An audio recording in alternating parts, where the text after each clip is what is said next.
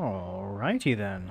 Alright, well, we are going to go ahead and get started and, see where everything goes. And hi, my name is Chris. I'm also known as Lunatic Design, and I'm going to be doing some drawing for y'all. For those of you who haven't met me before, I like to go over some of the stuff that I'm going to be using before I start using it. So let's pull this up and let's see if I have picture. I have picture, and it doesn't look terrible.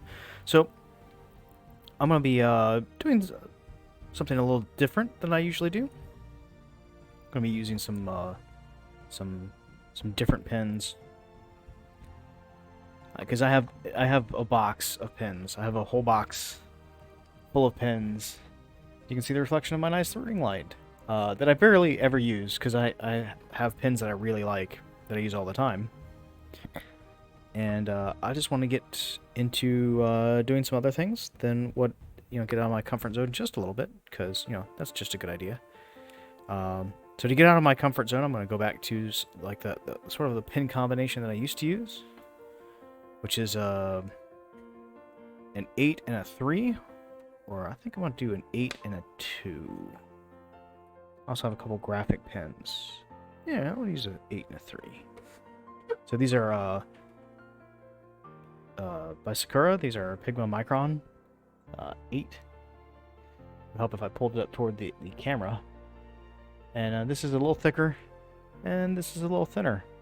And I might come in here and let's be bold.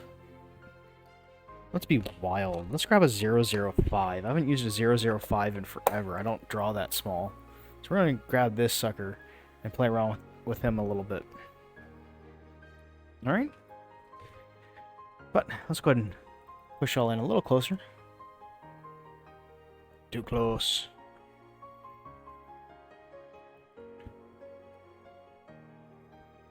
So you all have some light. And I don't have everything right directly in my face. You can see most of it.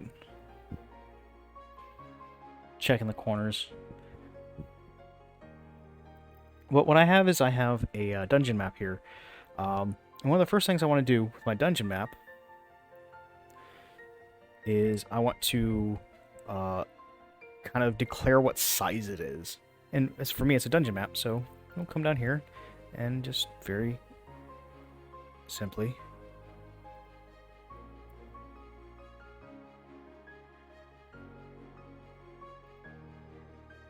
equals 10. Alright, so 1 square equals 10 feet. Because that is the kind of stuff that I do. And I'm going to have them enter here. I want this to be off, so I'm going to say that the door is broken down.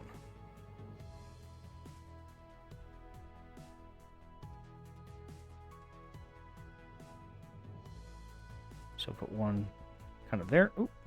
And I do not want to use this one to indicate that the door has fallen. Let's try this one. And yep, just messed up a little bit there, but that's okay. How's that?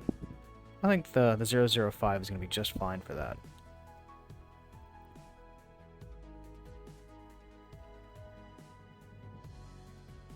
Yep. Actually, we're going to change this up. So, I'm going to put the 03 away, 08. I'm going to use the 005. And I haven't used this one in forever. I'm going to use my 05.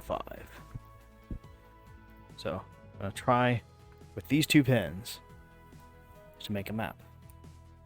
Not that you need anything super fancy, and yes, that makes that door a little thicker than the other lines, but it's not terribly so. I add just a little bit of to some of the walls. And I want to lift up my corner so I can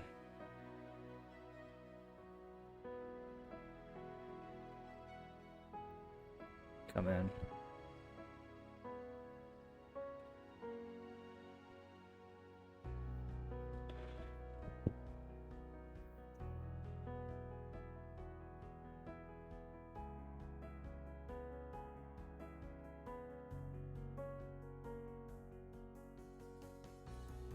Gives ourselves, some little bumps in. Some fun little shapes.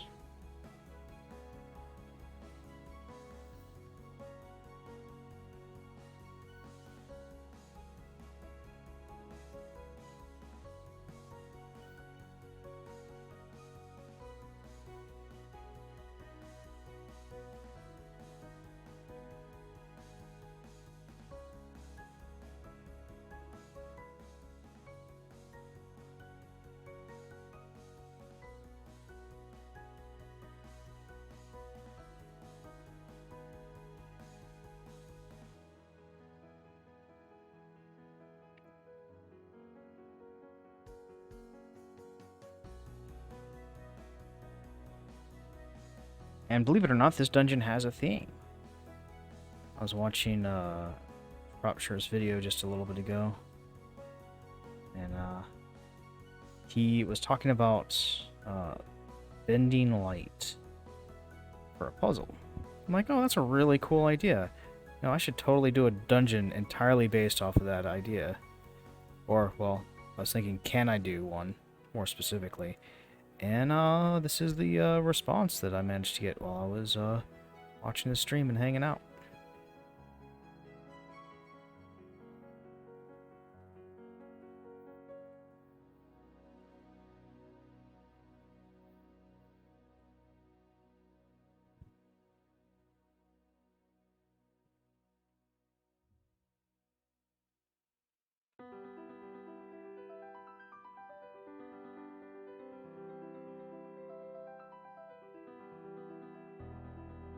So the theme behind this dungeon is all about light. Creating light, controlling light. I'm going to have a monster in here when my players use it that is going to be kind of harmless, but also invulnerable when it's in the light. And when it becomes dark, well, then that's when all the fun stuff happens.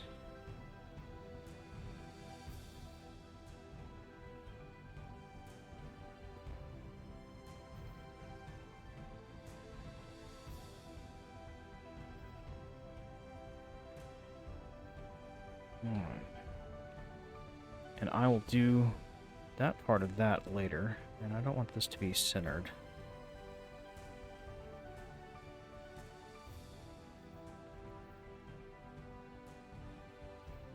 Turn this one sideways. Well, not entirely sideways, but a little bit more sideways than others. So the idea is that light is emanating from these crystals and has to be split with some sort of puzzle. I haven't quite figured that out yet. I will, though, before I eventually end up using it.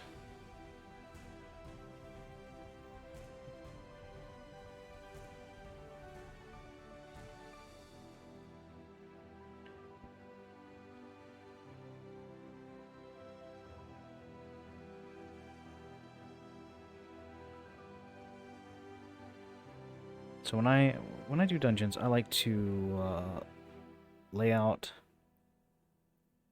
First of all, I'd like to lay out where all the solid walls are before I start doing objects and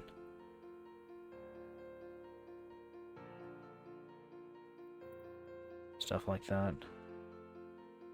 Decorations.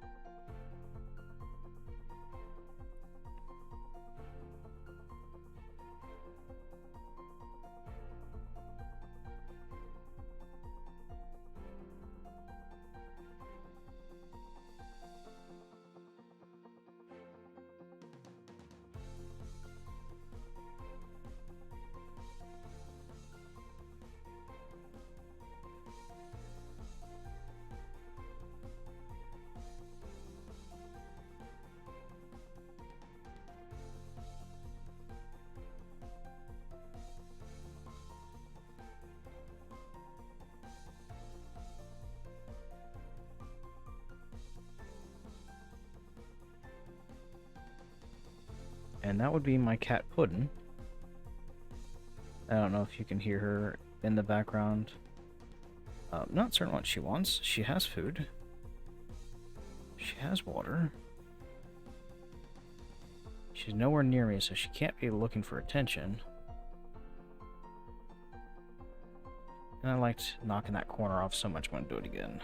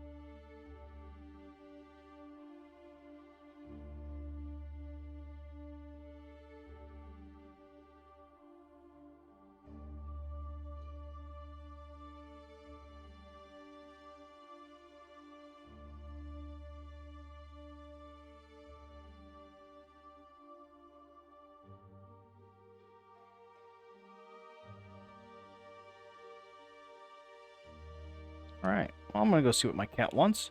I'll be right back in just a moment.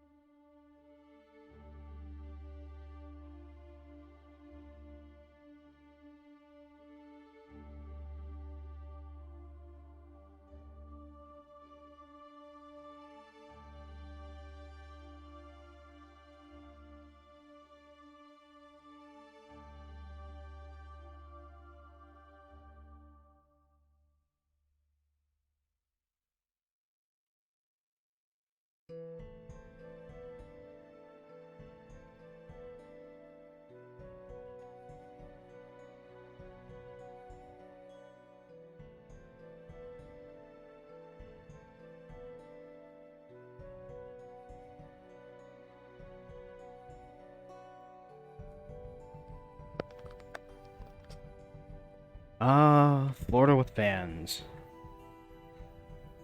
Alright. I was going to try to lift this up just a little bit. So I find myself, I'm leaning forward just a bit more than I want to. In fact, actually, we're going to do that real quick.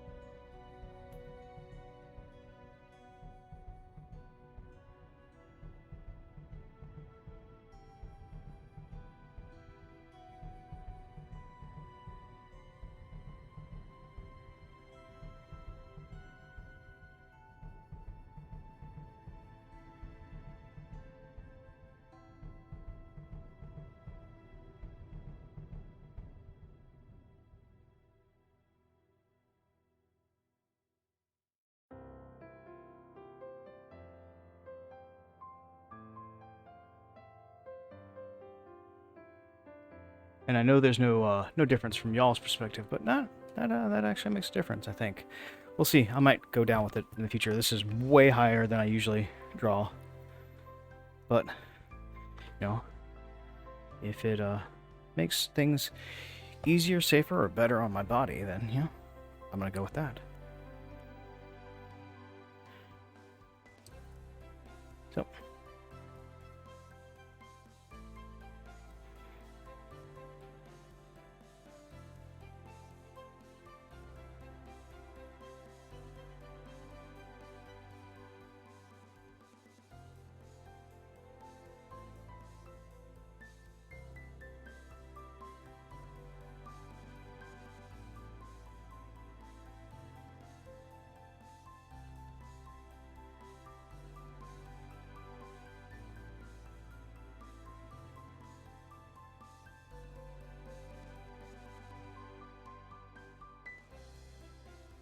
Big rocks out in the middle. You know, they can be the...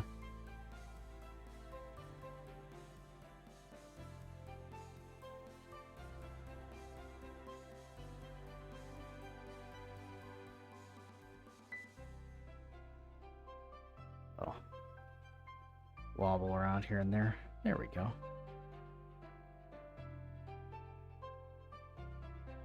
Alright, and let's think about this door, since I've got a lot of lines here, but I'm a lot closer to it than I was. In fact, I just whacked my head on my light.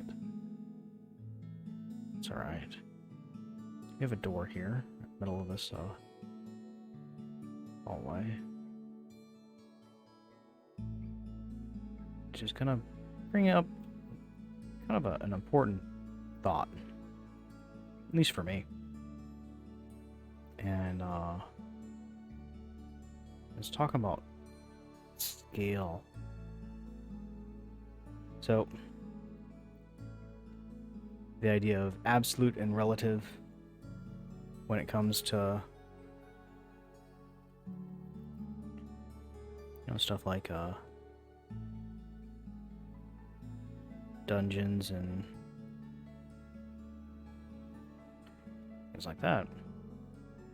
I mean, you could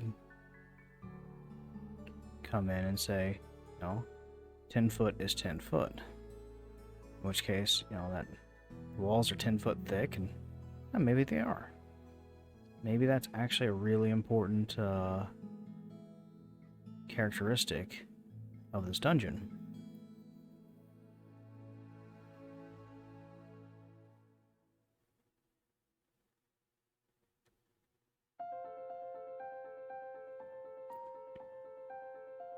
Or, as I usually prefer to do it, or think about it, is somewhere within that 10-foot section, there is a door.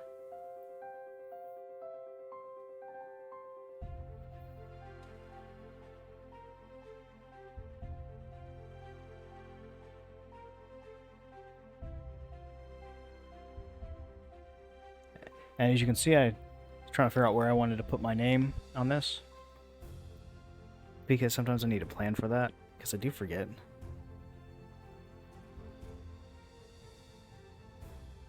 Not that I'm really worried about people stealing my my maps. I mean, they go up on social media, like, everywhere that I am for, like, free, so it's not entirely impossible for people just to go grab a map that they want.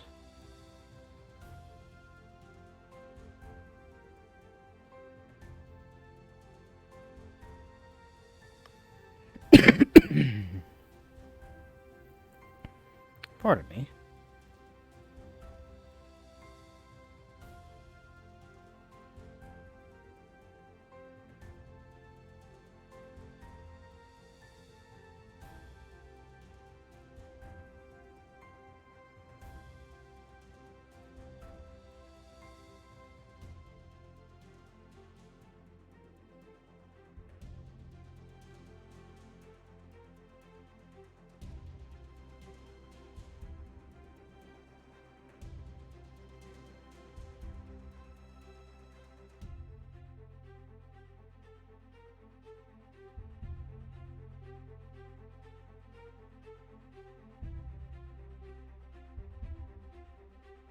And we come in with more things. I'm gonna just knock this corner off.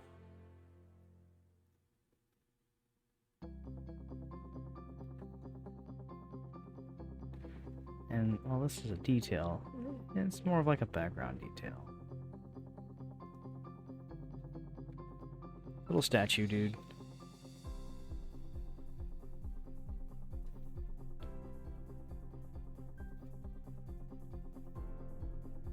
Another door knocked off its hinges.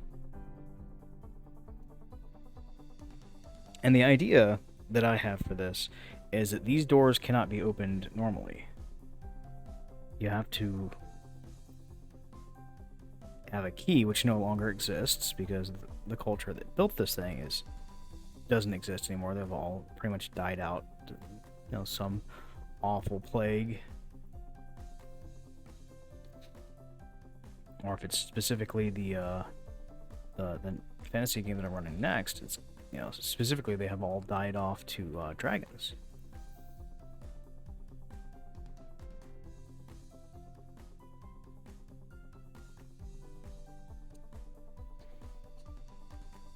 I'll put a couple just big rocks out in here.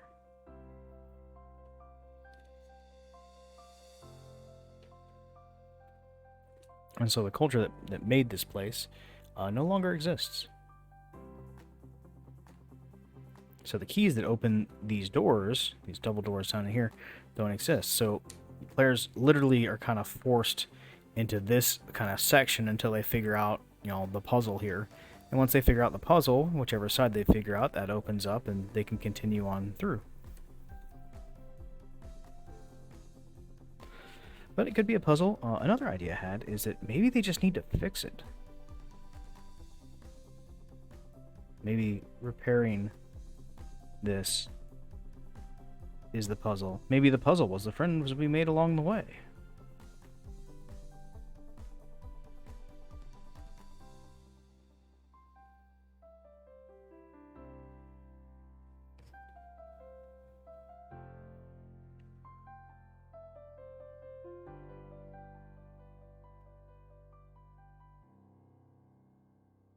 Hi, Crusader65. Thank you very much. If I don't respond right away, it's because my monitor is there.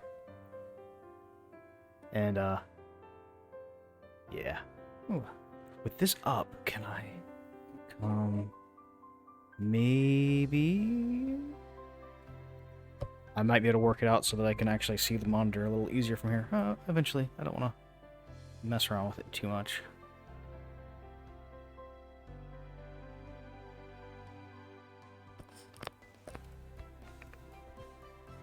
Oh, thank you.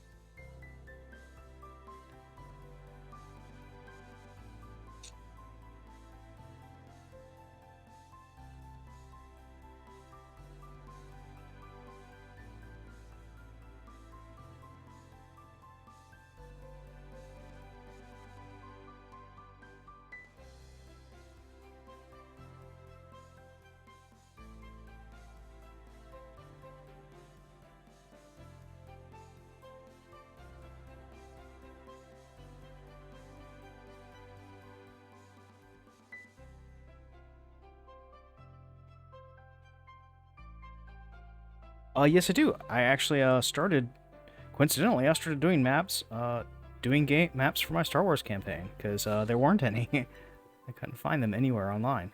So I started drawing maps for it.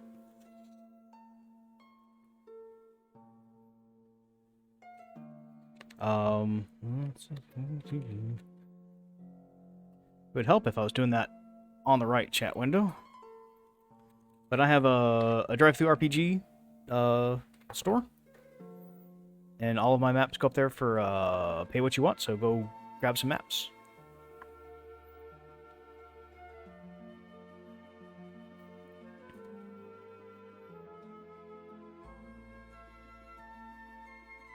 Right? And I want to do that there because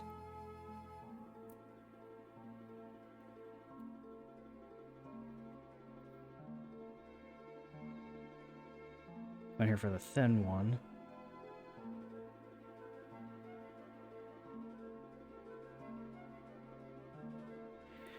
And the mirror's been knocked off.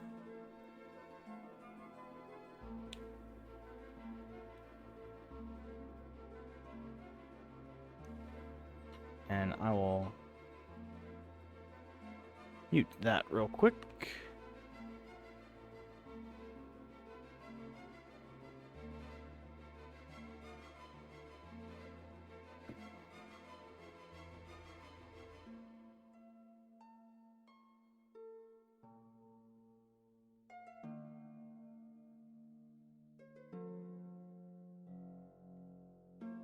And continue forth.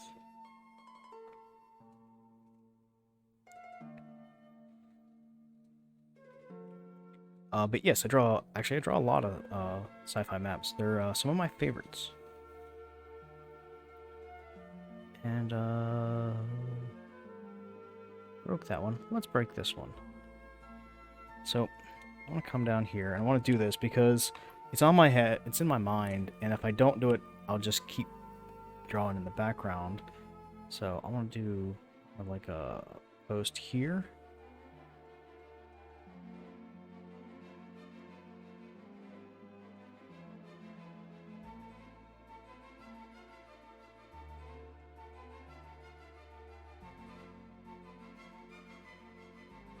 Some little details in there.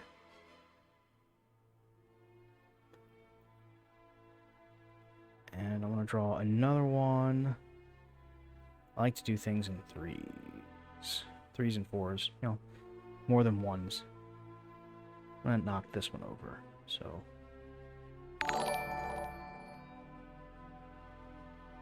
oh, thank you for the follow.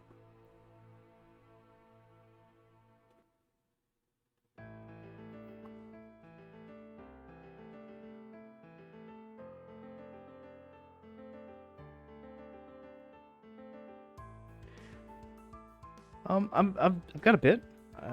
Would like to have more, but you know, one of these days I will get more maps drawn.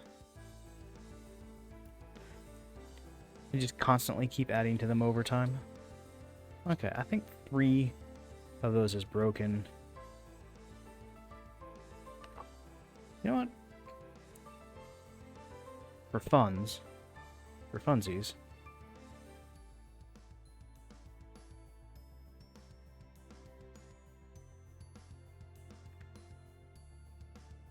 Little detail in there and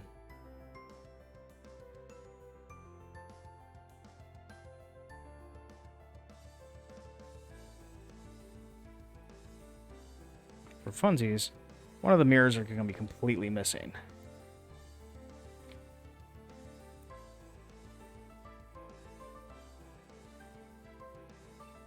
I think that'll make things interesting.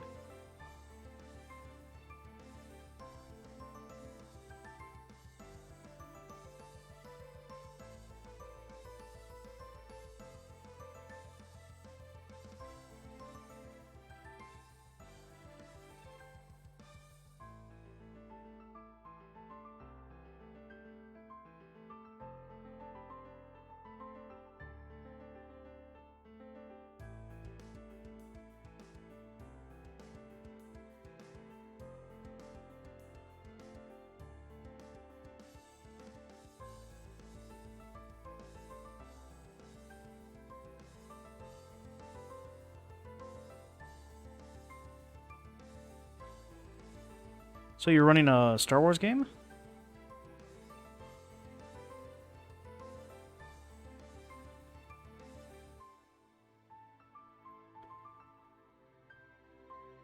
Star Wars is one of my favorite things to run games in. Do you have a preferred system that you're using?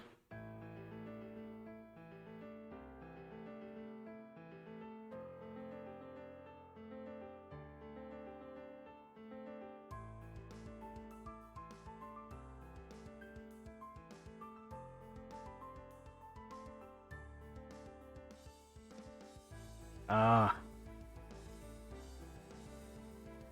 that happens. I'm actually dealing with that issue myself.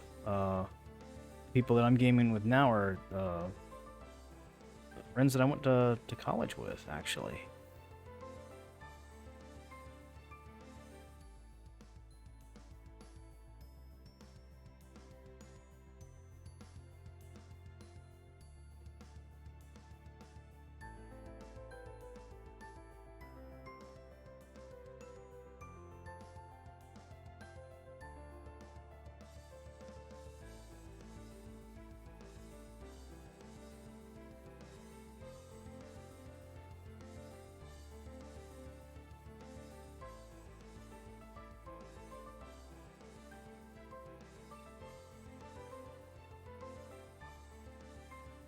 Oh, start off in D20, switch to the legacy system. Now we're using FFG for the same campaign. Nice.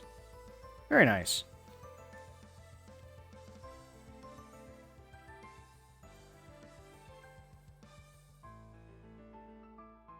I was running mine in GURPS for a little while.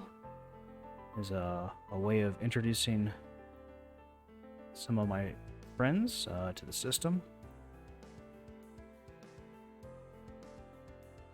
And I moved away from it because, a little too much math for me this time in my life.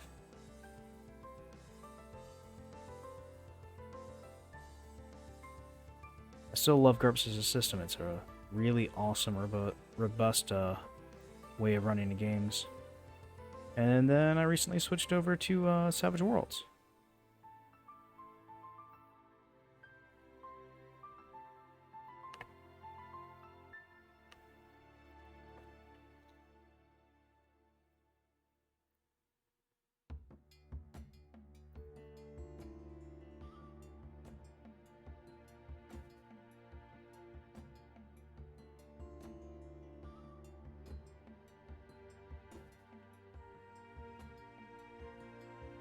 I'm really digging it. It's a lot of fun.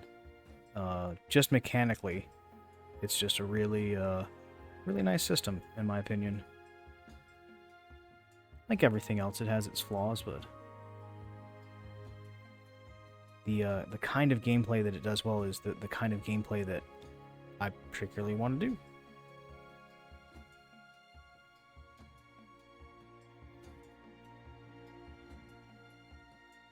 And converting it for Star Wars was real easy.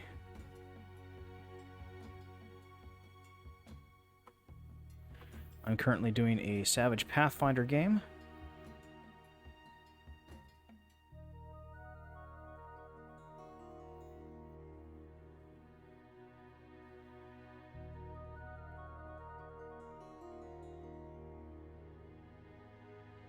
Hi, JC.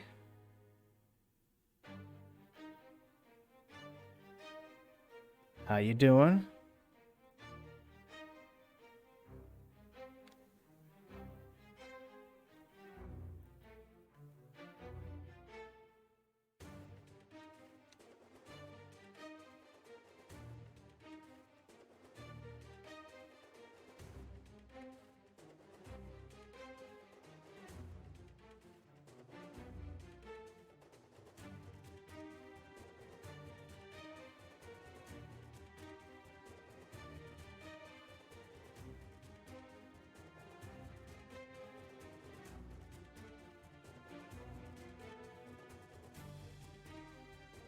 It has been. Things have been a little hectic for me lately.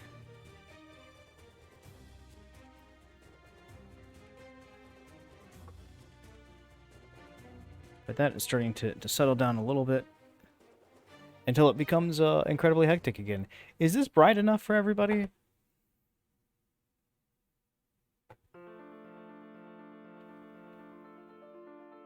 Or is it a little dark for y'all?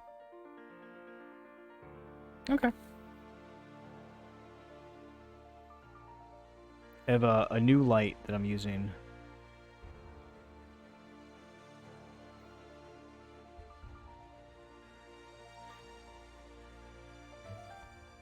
JC might notice that I no longer have those dark bars just going right through the screen all the time.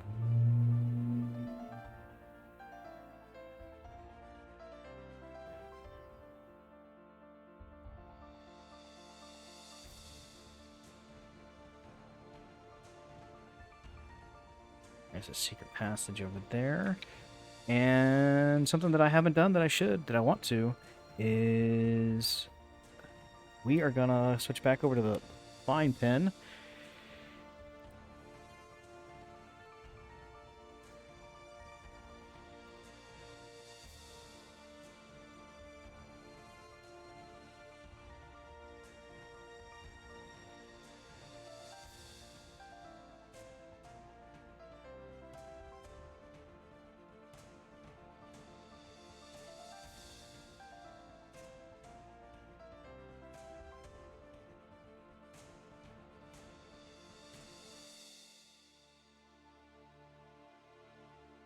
And put a little man down.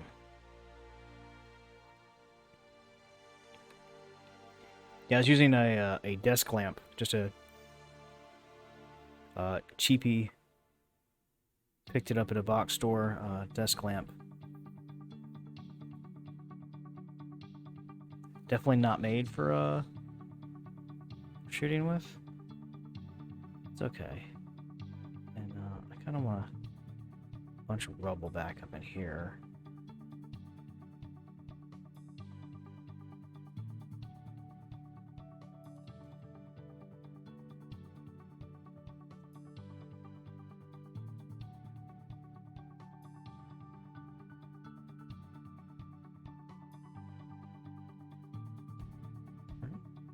And here's where we make a significant change. It's alright. We can be bold. I can fix that later.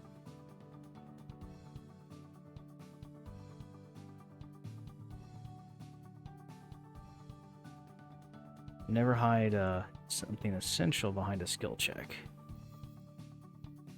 So now...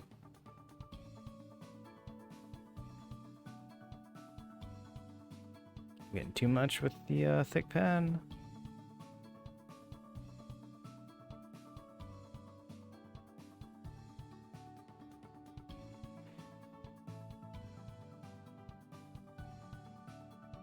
I'm gonna go ahead and fix that in post. I am drawing a map. Shropshire, one of my streaming friends,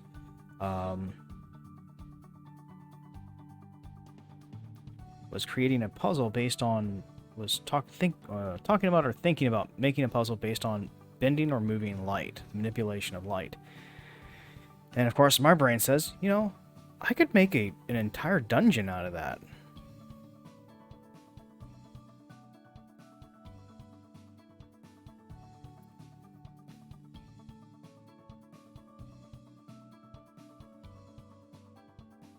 And so that's what I'm doing. This whole map is a series of puzzles, and it is about the manipulation of light.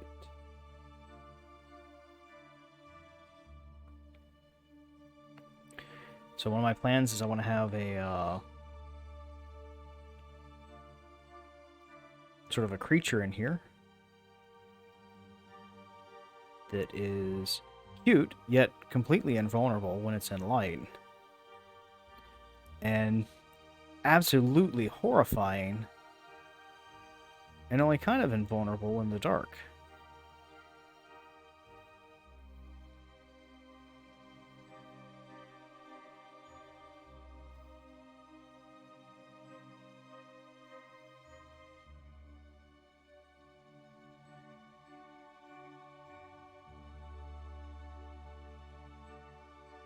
Because balance is overrated. So there's a secret passage there. There's going to be one here. And these are kind of like, as I think of it, these are kind of like control ports.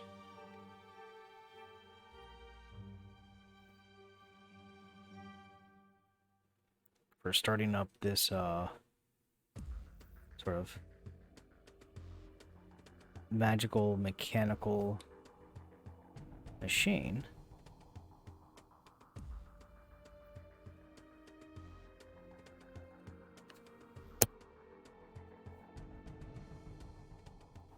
as I just whack my microphone with the thumb. And I'm going to ignore this one. This one is just going to not be there. Because I want it to be even more challenging.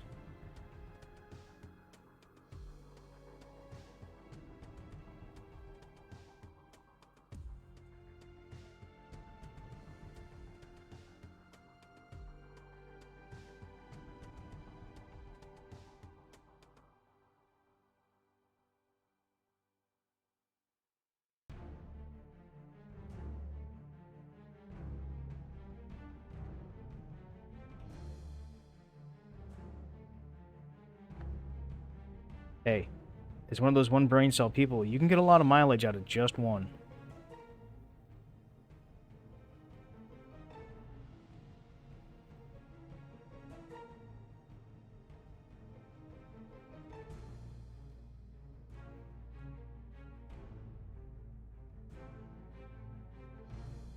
I like to think that my brain kind of works like a family of monkeys.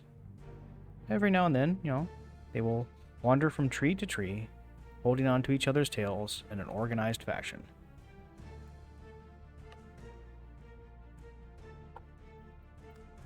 The rest of the time, they're flinging poo. Alright. See, that looks... This 005 looks so small, I don't even know if my scanner's going to pick it up accurately. This one might actually be dead, so I'm going to give this one a toss and grab another 005, because I never use them, and I've got like 4 or 5 of them around here. So, dunt, dunt, dunt. Another one bites the dust. Let's see if I get a better, cleaner... Yep, that one was just dead. Much better, cleaner line.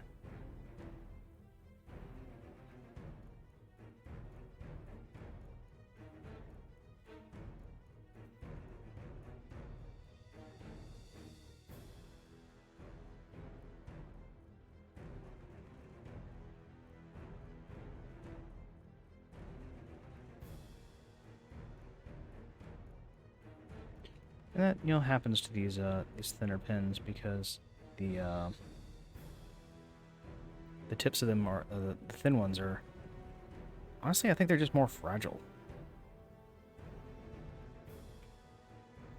This is a Sakura Pigma Micron.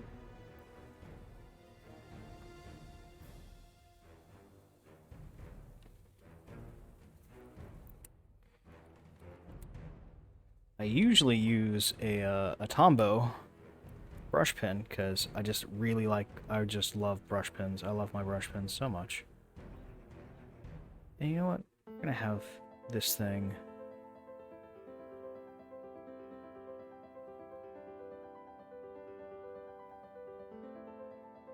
fallen over and broken, and knock a little piece off that pedestal.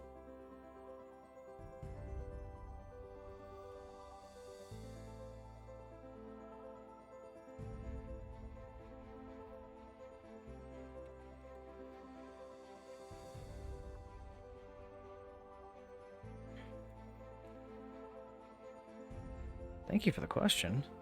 I also do most of my sketching in blue, and that's for a real simple reason, and that's because I can just drop blue out when I scan it.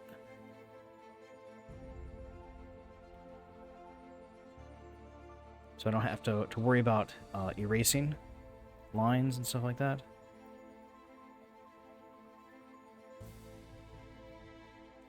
And I switched, actually, over to...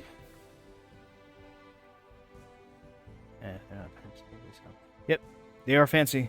I switched over to a 2mm lead holder, actually.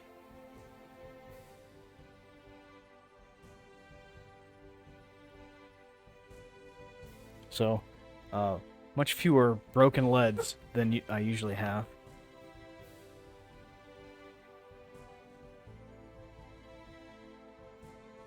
There we go. And we'll go back to the 005 right now.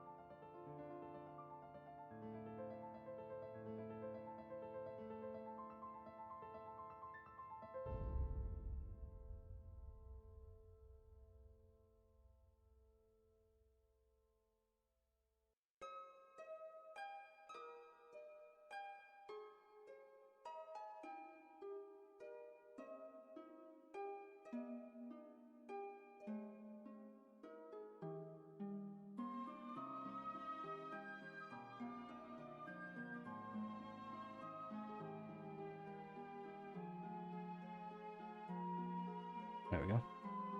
Little bits of debris.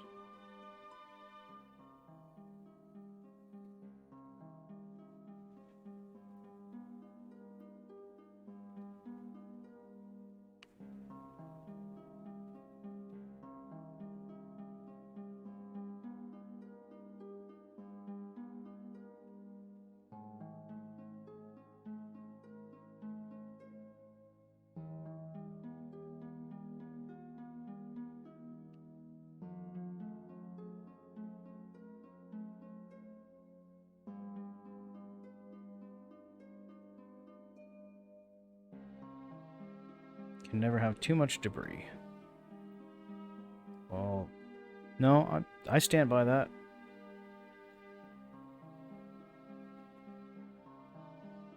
I have several maps that are chocked full of them. I did one that was wanted to draw what a dungeon would look like after a party of adventurers had been through and torn the place apart.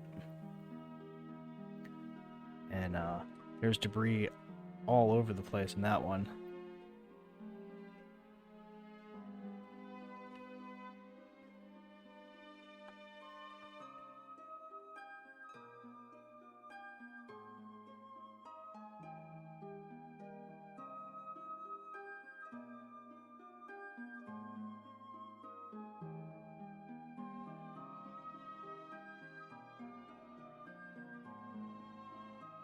There we go. Little bits of debris all over the place.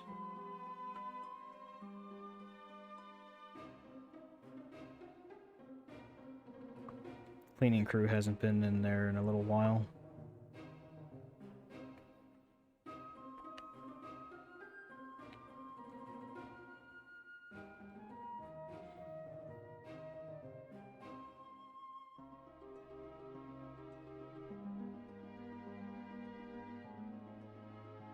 And that reminds me of a campaign that I'm gonna have to run one of these days.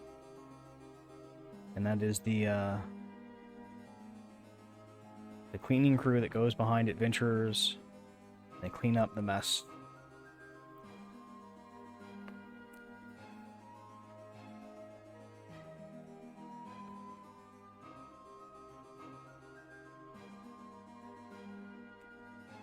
Behind them.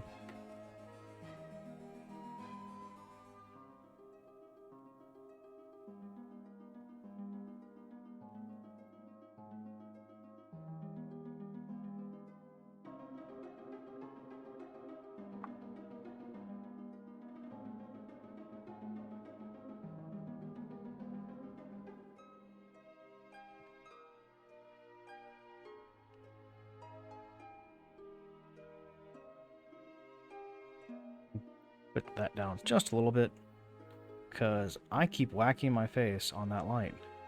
It's right there in front of me. So, it's going to get moved a little closer to the page. Hopefully that should be fine. Doesn't create too much of a hot spot over there. You can definitely tell, though. You can tell my light's right here. At least I can. Okay, where was I?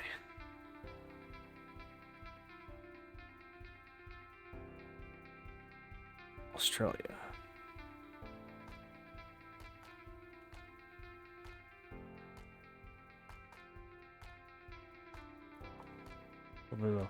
Well, coming from where? I don't know.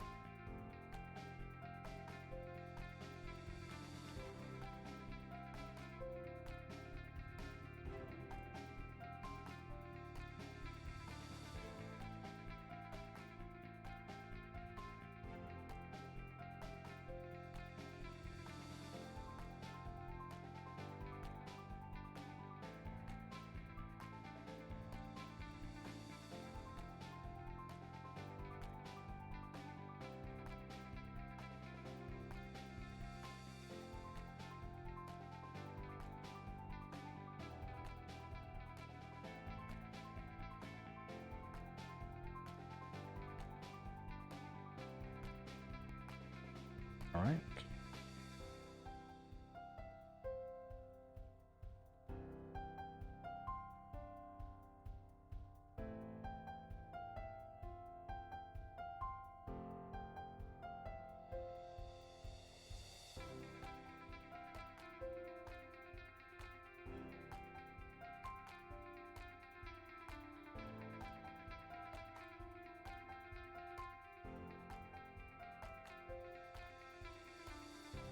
All that debris over there in that corner. I'll put some more down in here.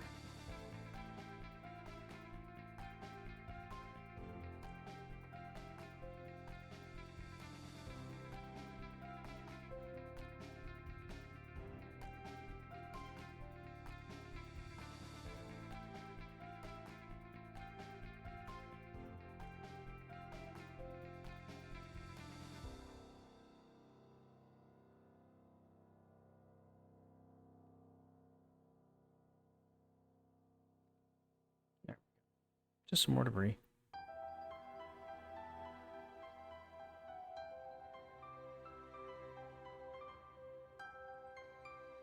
A board.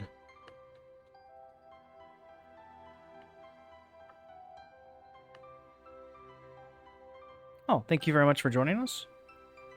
Definitely go check out those maps. I happen to love doing sci-fi, so I have a few of them.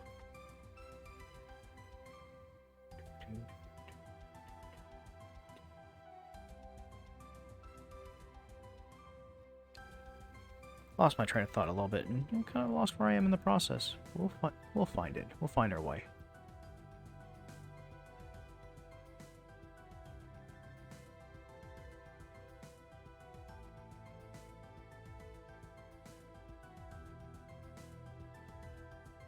Got lost with all of this wonderful debris.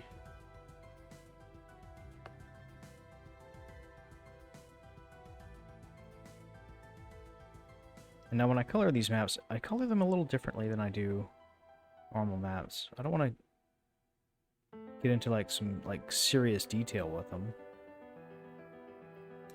With like the colors. This is more of a, to me this is an exploration map and not a like a dungeon style map.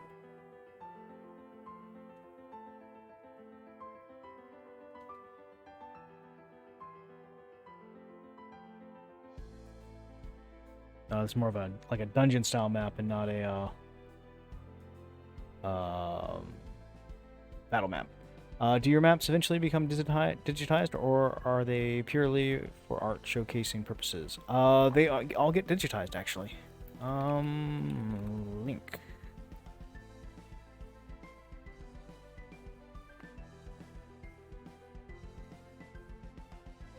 So I have a drive-thru RPG store where you can go and purchase them if you'd like, or since everything up there is pay what you want, go grab some maps for free. It's one of the reasons why I'm doing this, so that people can get quality things that they like and want without having to spend so much money on it. Gaming can be a very expensive hobby.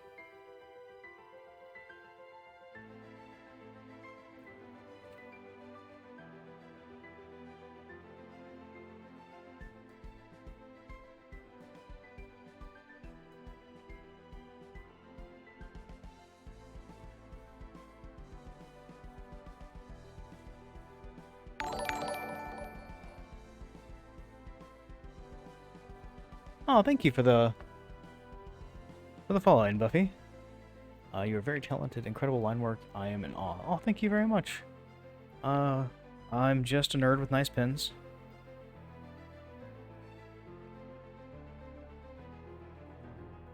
And I have nice pens, and my wife just got me the most useful tool ever. I have glasses. Now I can actually see what I'm doing. Apparently I needed reading glasses, and that's why I was having issues. So now I can see everything. Ooh, I even got those back in the position they were supposed to be in, and now I'm no longer out of focus. Alright.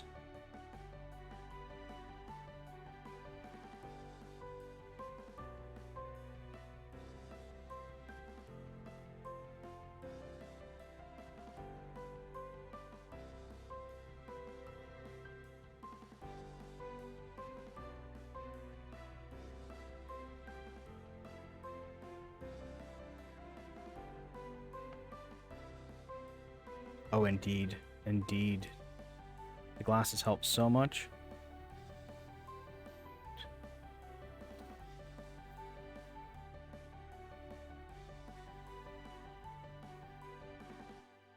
I'm going to do these first.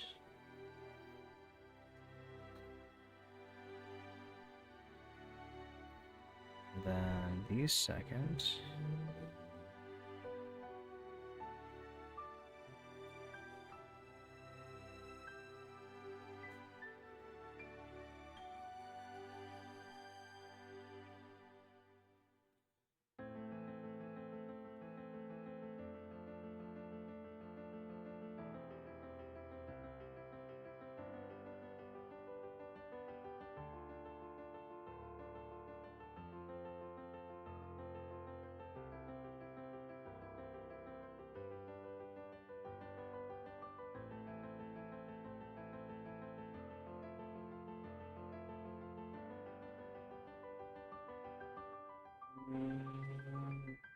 There's somebody being fast and furious out there.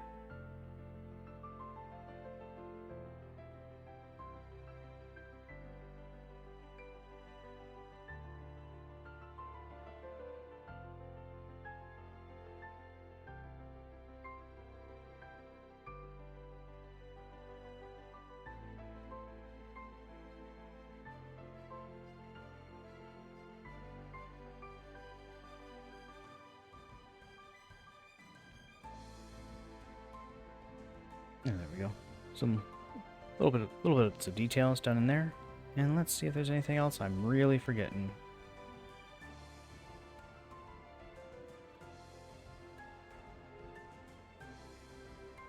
Got a joke for you. What did the cartographers say to the adventurer? I don't know about this dungeon, man. It seems kind of sketchy. Oh, that's awful. It's awful and I love it. Oh. You actually made my eyes water. I just want to let you know that. You made my eyes water. Alright. And I know I'm like, oh, should I put it up here? Should I put it up there? I'm going to put my name right around here.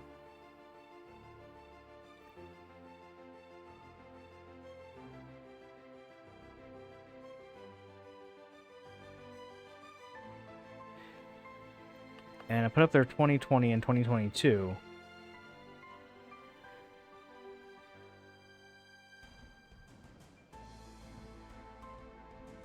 Because that is the kind of person I am.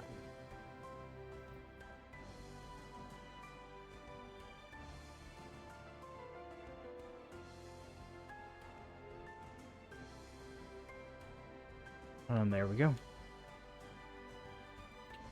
So, now we're pretty much done with the map. We got the kind of the layout in place, and you know, using a very fine pen. So, let's get to the hatching.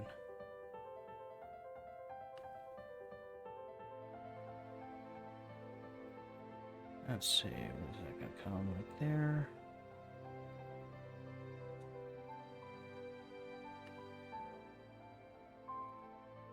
And you don't have to do this with your maps. You really don't. I used to hate cross-hatching my maps like this. And I think I say this every single time I do cross-hatching on camera. And the reason for that is I was trying to get too perfect with it. And wasn't letting just myself explore the potential chaos of doing the thing.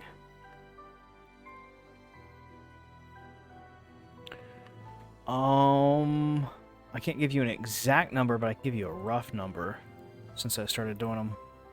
And that would be 337.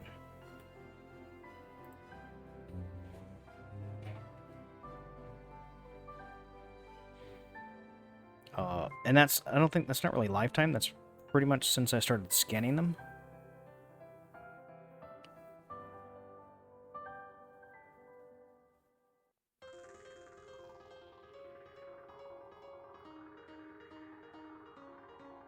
And And those are just the ones that get scanned. So probably, I don't know, 400-ish or so.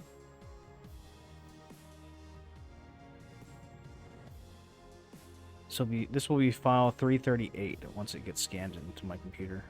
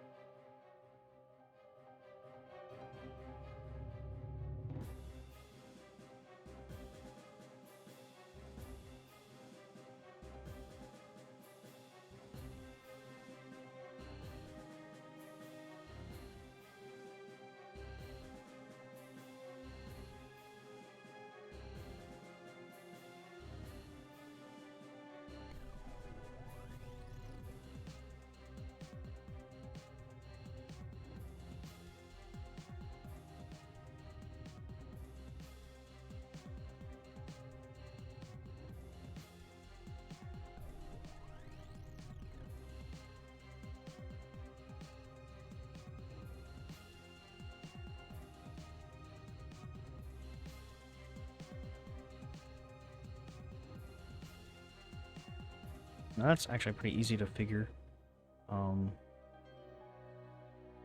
Maps in general take me about 5 hours to create a map.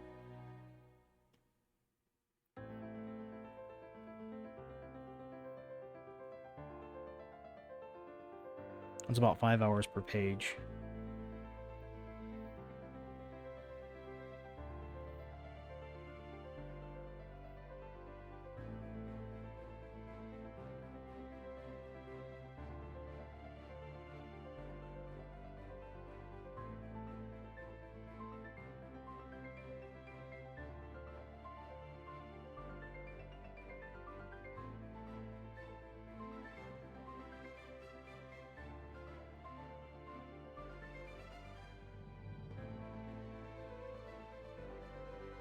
It just really just comes down to you do something because you enjoy doing it. And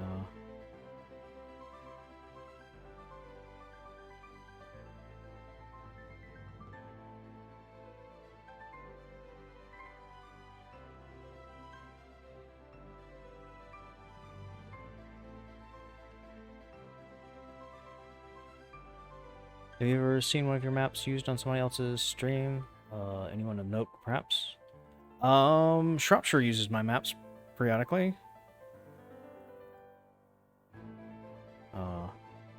In fact, I'm probably gonna send him this one.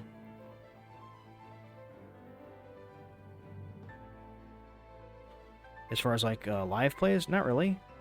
There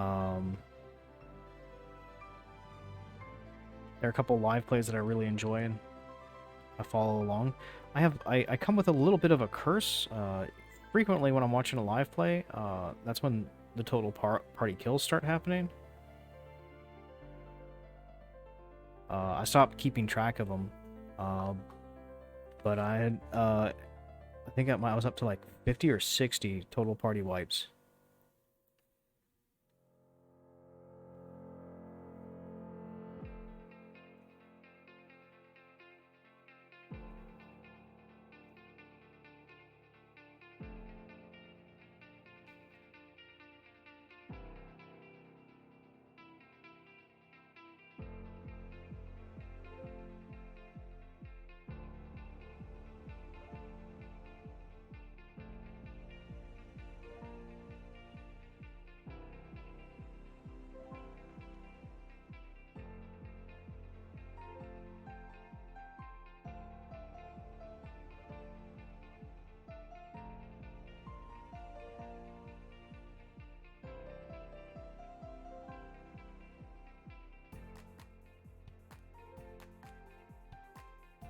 But yeah, I wouldn't don't think anything of mine's been like gotten out there and like anything that's been big.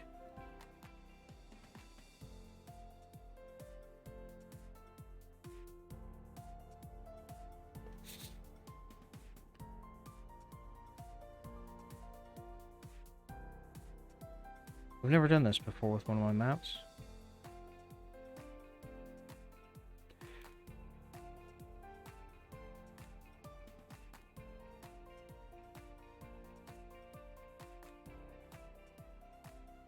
The kind of cross-hatching out here in the middle of nowhere.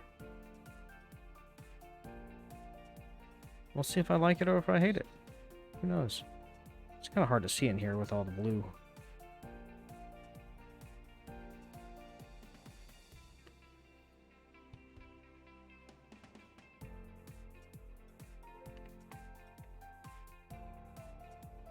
Oh yeah, I wipe out parties. The only one that I wasn't ever able to get a total party kill was with Chronicle, and that's with my friend Cynical.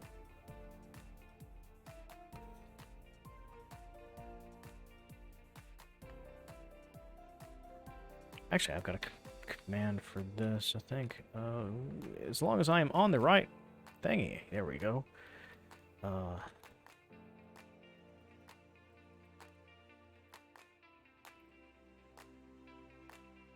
And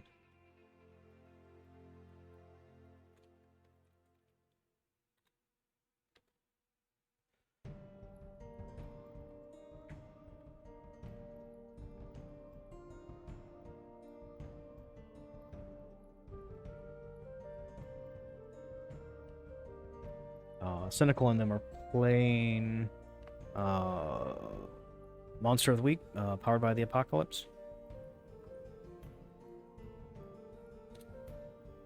So far, it's good stuff. I enjoy it a lot.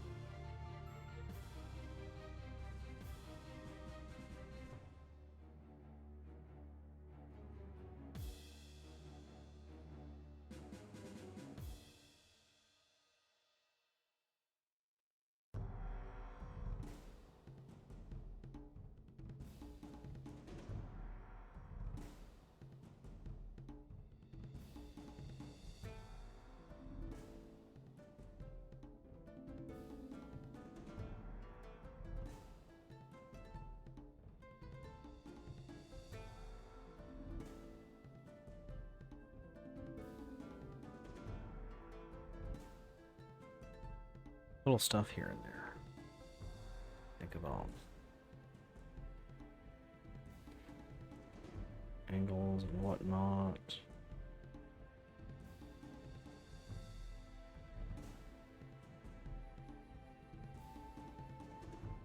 Make make some fun shapes.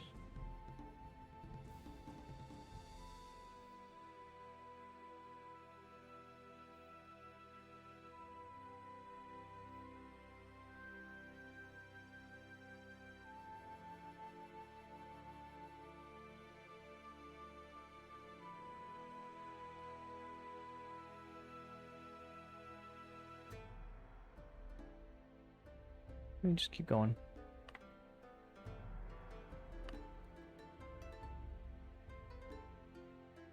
Push that in a little closer.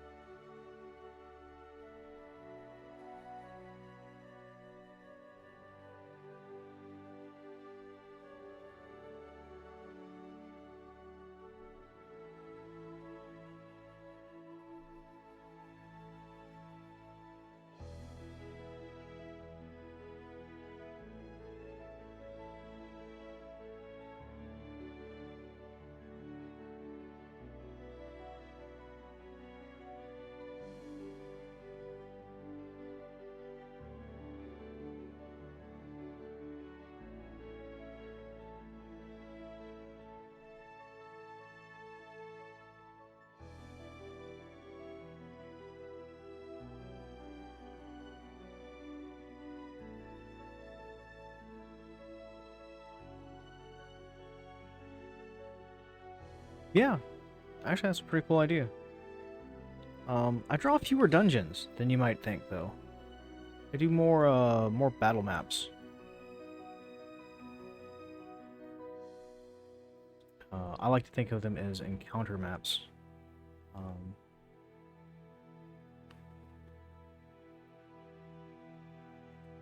And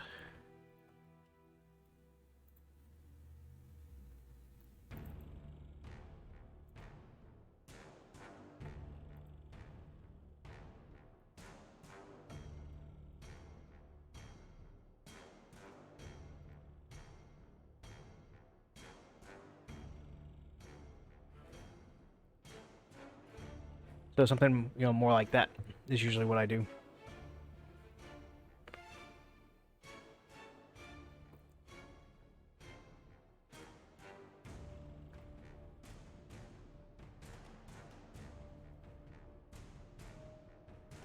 And the difference for me is like this is a dungeon map, which means my players might not ever see it. This is more for, for me and because I like drawing dungeon maps. But like for instance, like this room itself, that's a 10, 20, 30, 40, 50, 60, 80, 100 by 100 square. So that's a big map. That's a big encounter for me. So this would be its own like little separate like little mini map.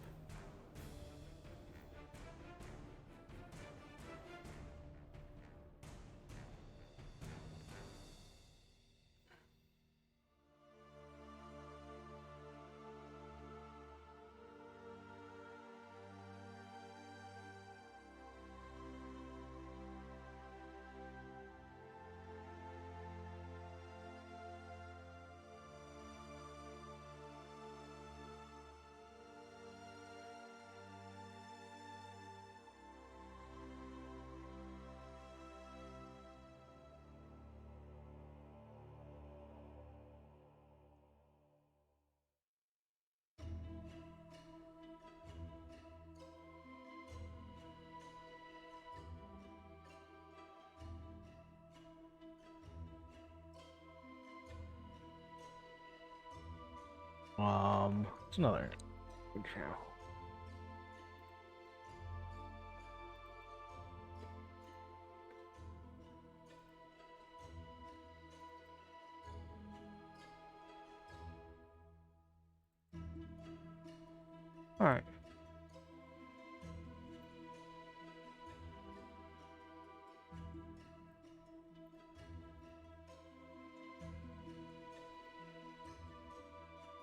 So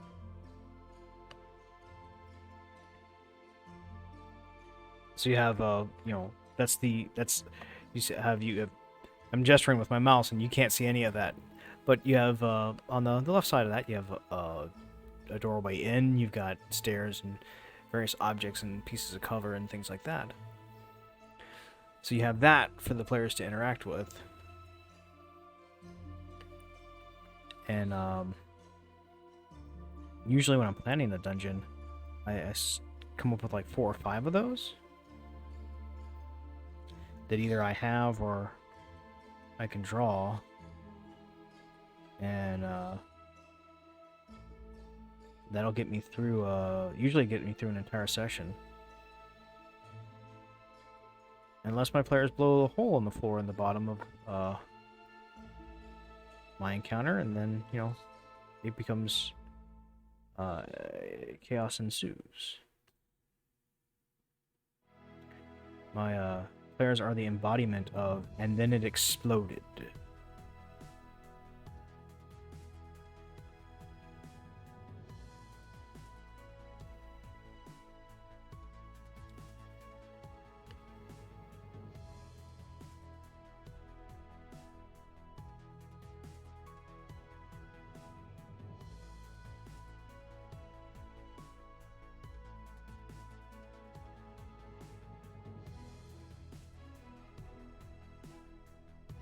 That's kind of not bad.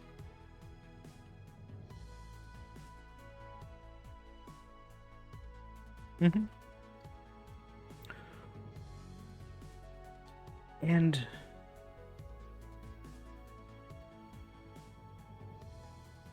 for me, it's just a huge cheat for DMing a game.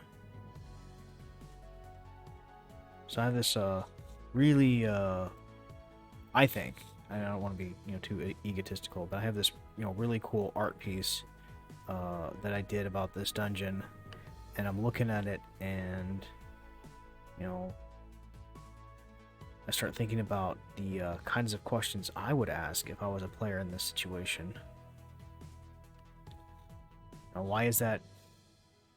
Why is that statue knocked over?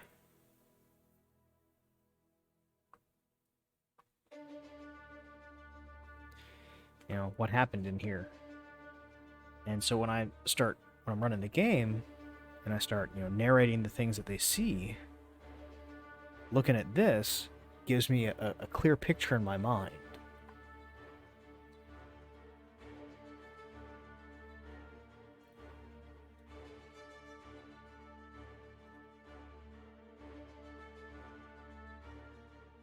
Oh no, I let them get away with it. It was a fantastic idea.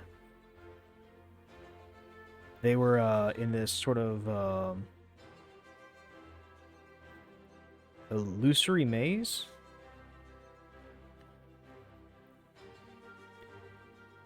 Which was all based on stuff that their characters had run into in like session 1 and prior to session 1.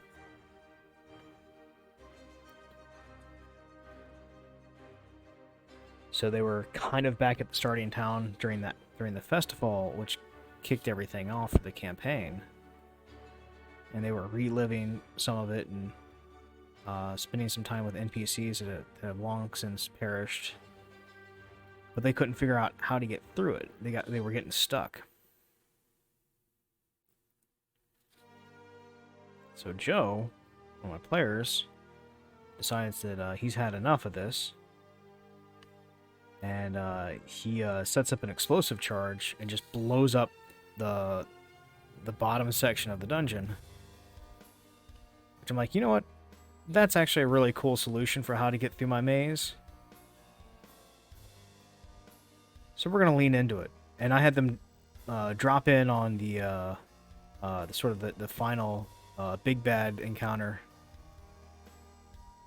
for the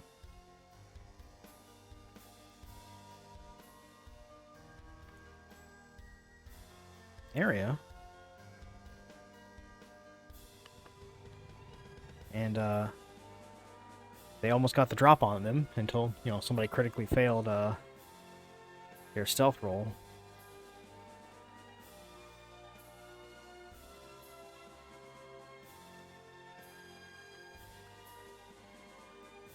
But you always gotta love the nest of goblins.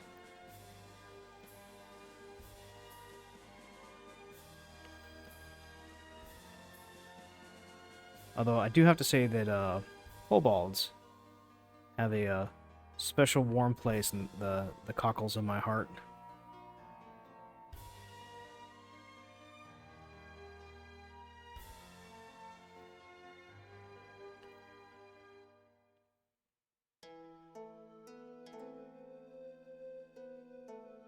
Yep.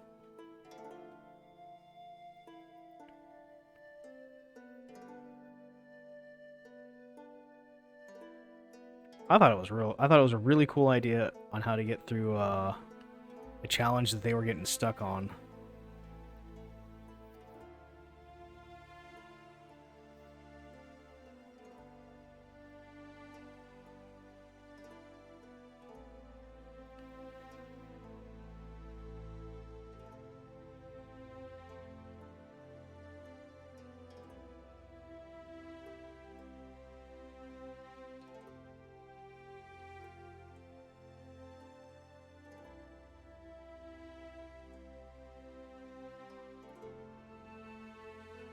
Yeah, I was running a Star Wars game and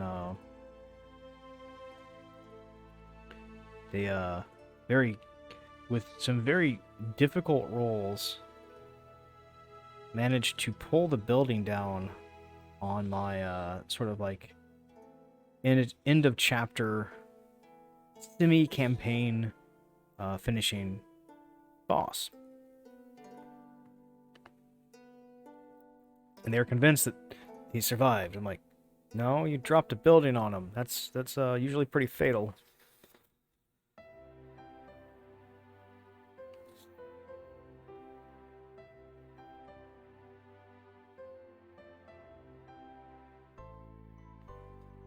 And doing the whole smash and grab thing, really did help them out. Only one party member died.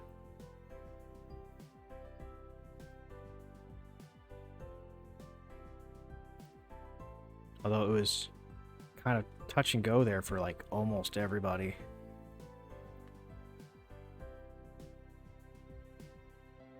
But I play Savage Worlds, so everybody's one good roll and one bad roll away from going back to character creation.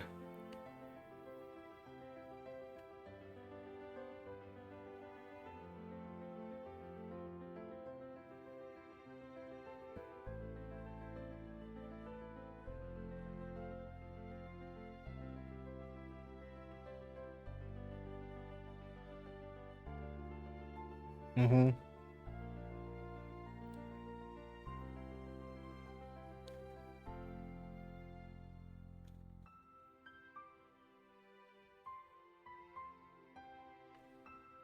I like that. I'm definitely gonna have to use that to lean into that. Not if, when they decide to blow the floor up in another one of my dungeons.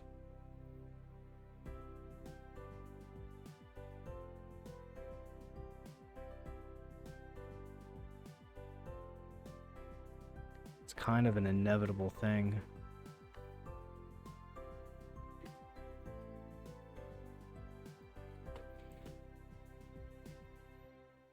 Find that style of game makes it difficult for the players' characters to connect with each other.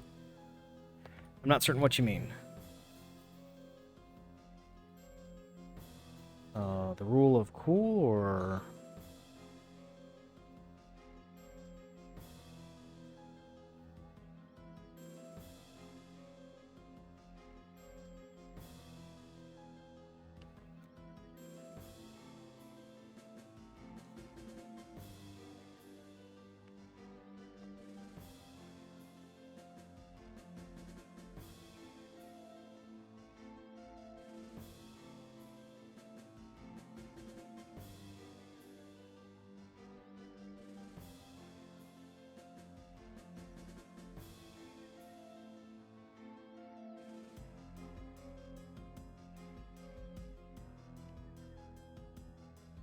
My one brain cell is struggling with that that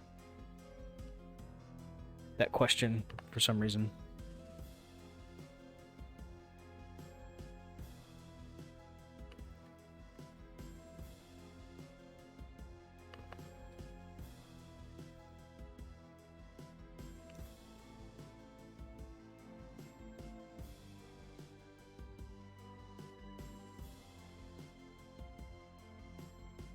The constant character creation. I mean, do they sell more in the characters or is death sort of brushed off?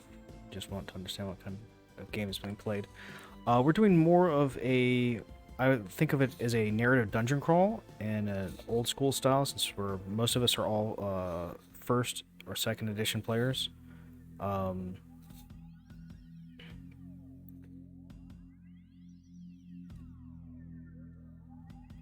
Some people get very invested in their characters, and that's absolutely okay. There's nothing wrong with that.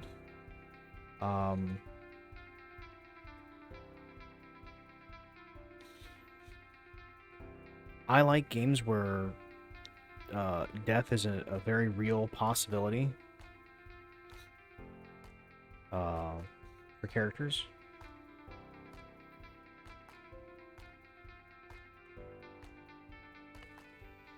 It means that they're very careful with the things that they do.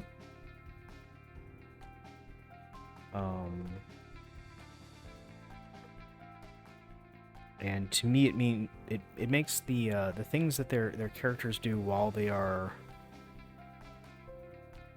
still here even more meaningful. If that makes any sense.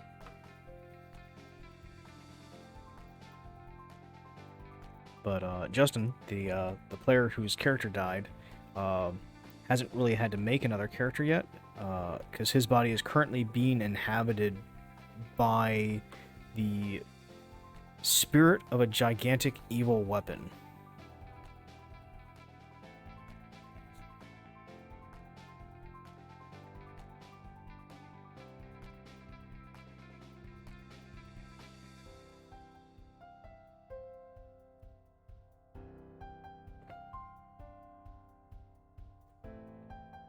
And even when you're playing a game that has a lot of character death in it, you're not constantly in character creation. Well, hopefully, you're not constantly in character creation. Even if you're like me, and I don't balance my encounters. I don't believe the encounters should be balanced. Sometimes they are very unfair towards the NPCs, and sometimes the encounters are incredibly unfair towards the players. But I try to have systems in place so that retreat is a viable option.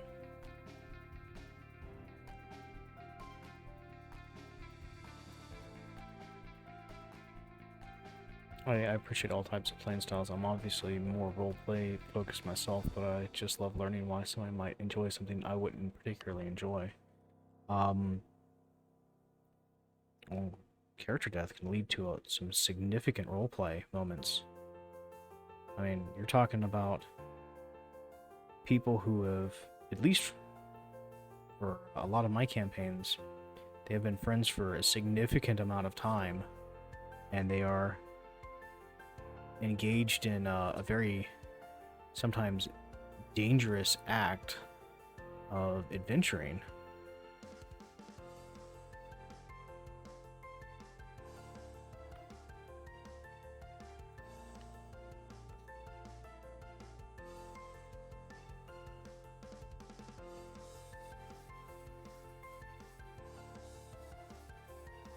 And one of my players from is a long time ago, and so I'm gonna misquote them. Said this when they were talking about the death of like one of their favorite characters, and it was everybody dies. The only difference is when my character died, he died saving the world.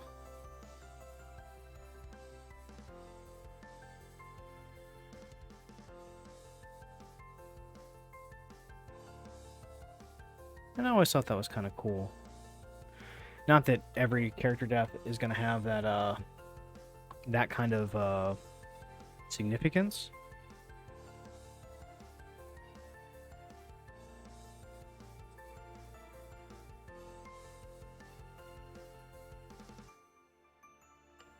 But in things like first edition, I mean, think about poison saves. I mean, you'd save versus poison, and if you failed that save, you were rolling 3d6 6 times in order.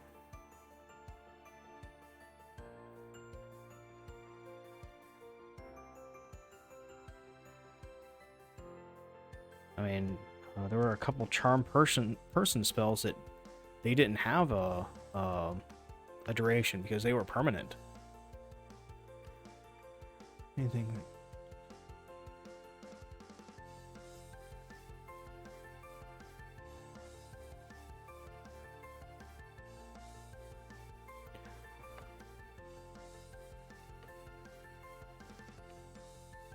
I wouldn't even go so far as to say that, a game needs to have a sense of danger to it. It depends on what people want at the table and what kind of game is everybody agreeing to play. I mean, when you think about like 80s action movies, we all know that hero is not in any real danger. They're gonna make it to the end of the story, and it's still exciting.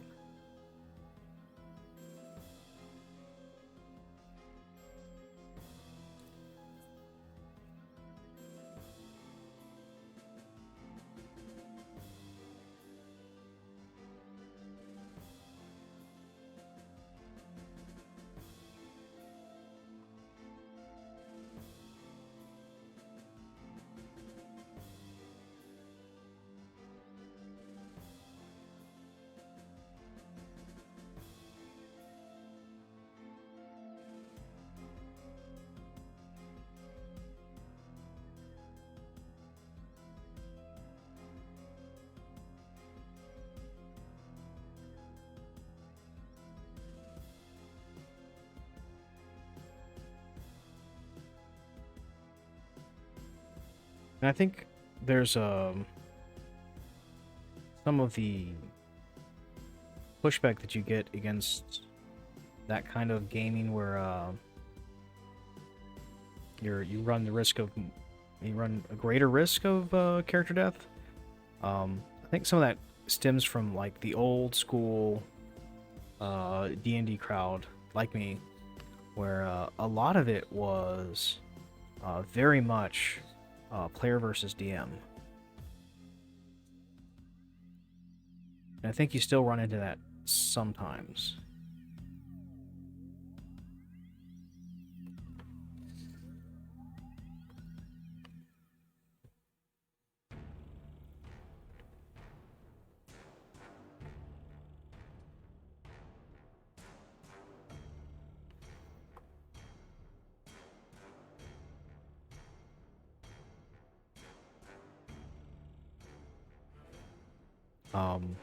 And one of my so this is one of my favorite examples from Savage Worlds or from any tabletop game really is in Savage Worlds damage dice explode. So the weakest NPC can theoretically one-shot the strongest player character. And with a couple of exceptions, the weakest player character can one-shot the strongest NPC. And you can have your big bad get taken out in a single shot.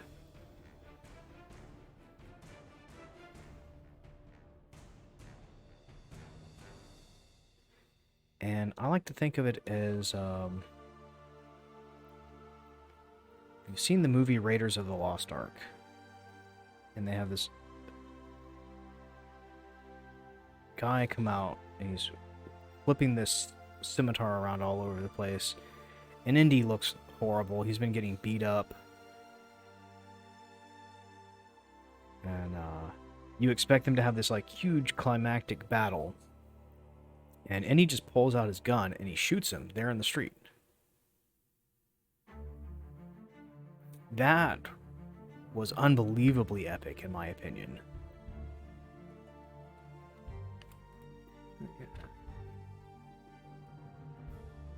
Hello.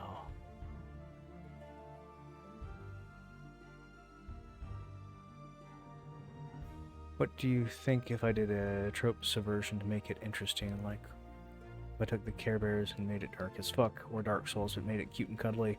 Go for it.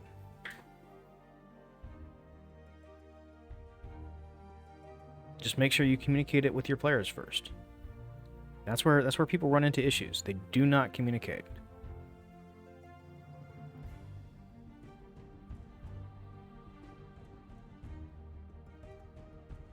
Like one of my favorite games that I ran for the campaign I called Sundered Lens, and I'm thinking about going back and doing it again at some point.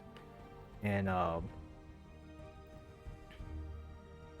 in character creation, everybody gets asked the same question. So you create your character and you spend all your points and you're all set to go. And then the next important question that I ask you is, okay, how did your character die?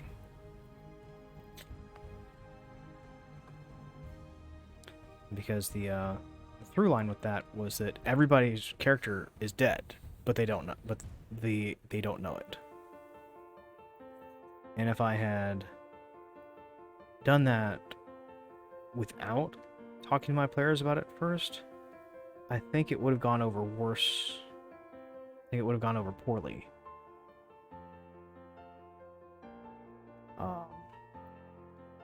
As it is, it was a really fun game.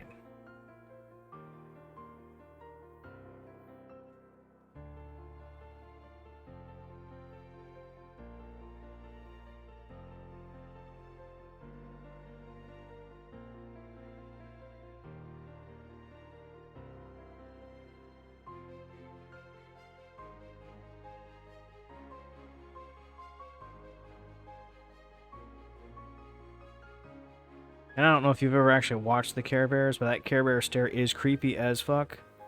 So I think that leaning into that will totally work as far as a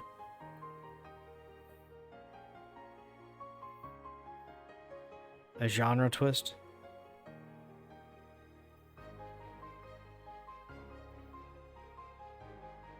You know, let's weaponize peer pressure.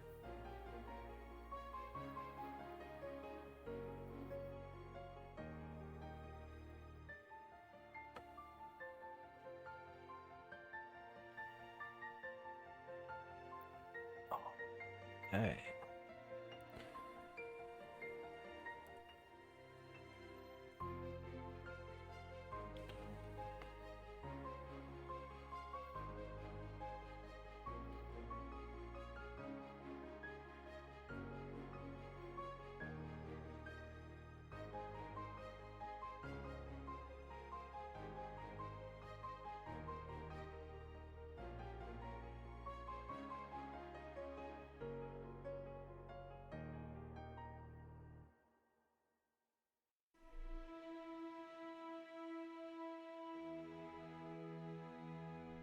Mm-hmm. Oh yeah.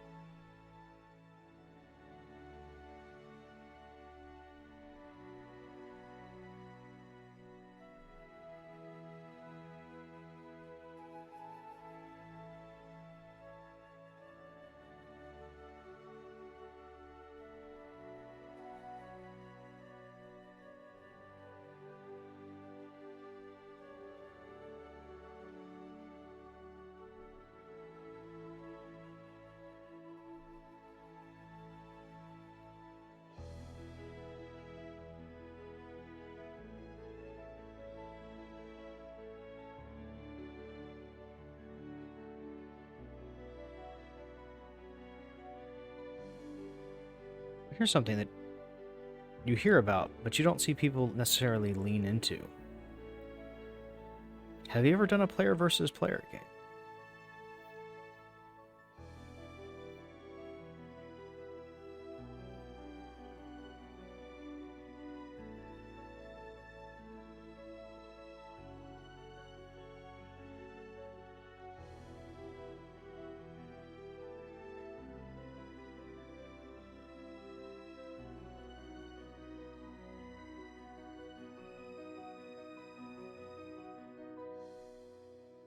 With the right crowd of people, that can be a lot of fun.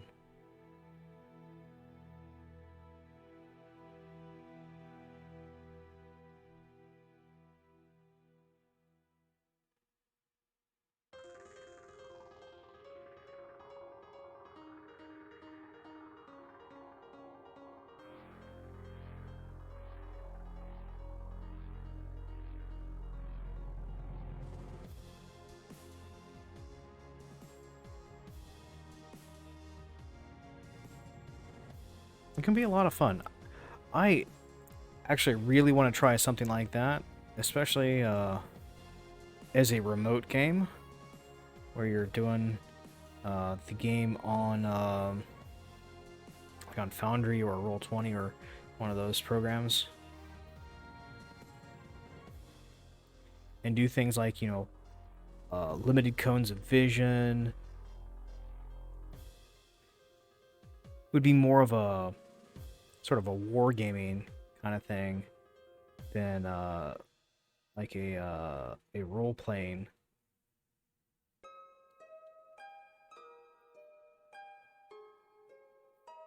But it could be a lot of fun.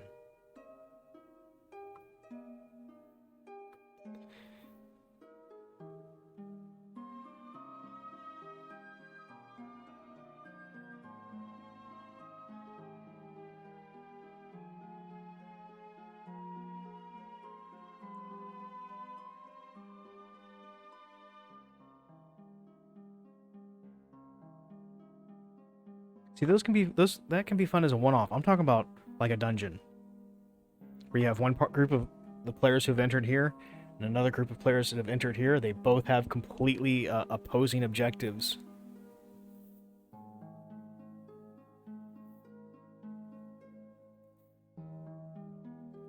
And who knows? Maybe they can solve their character issues non-violently.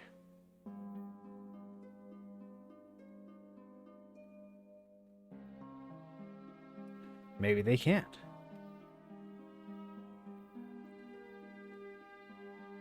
I think something like that could be a lot of fun. Or specifically with like horror gaming. You know, if you've got a group of players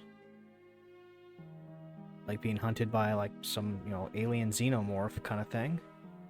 But the alien xenomorph is actually, instead of being run by the game master, is being run by another player.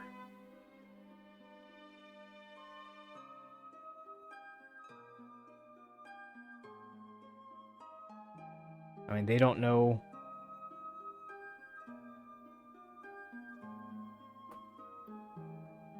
what the other group is doing.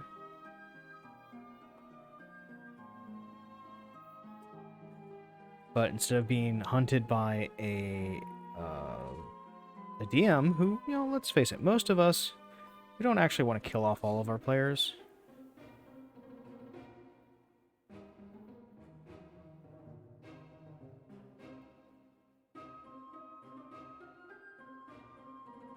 Now, if you're being hunted by somebody who's who that is their focus of the game is to, you know, see if they can get a TPK. Yeah, kind of.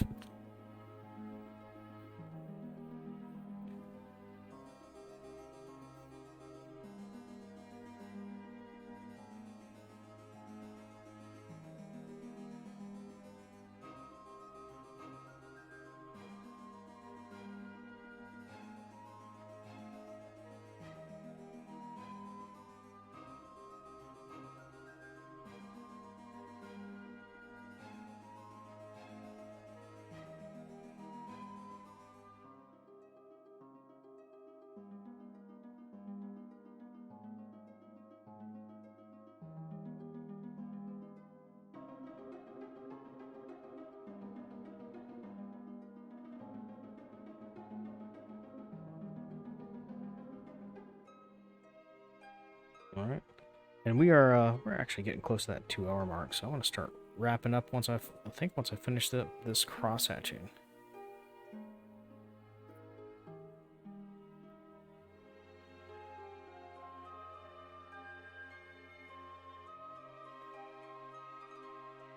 There's all kinds of fun things that you can do and explore and things like that. And if you want to explore, here's a thought that I just remembered. If you really want to explore like character death from a role-playing perspective, play 10 Candles.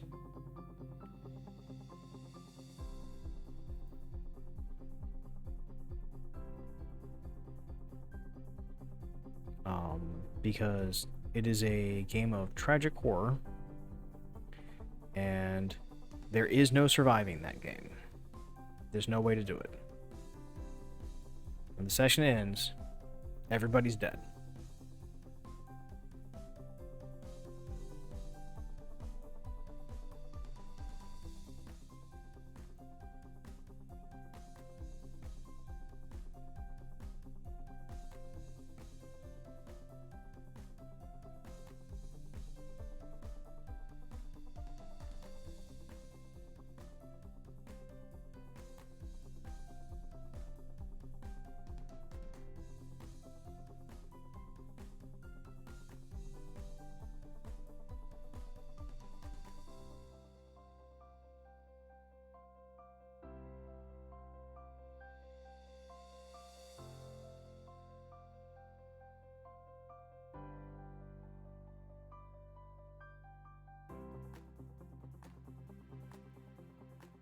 No, this was supposed to look more like a, let's see, I'll pull it out a little bit. More like a crystal. It was supposed to be the whole layout of this map. It's kind of supposed to have that kind of like crystalline look to it.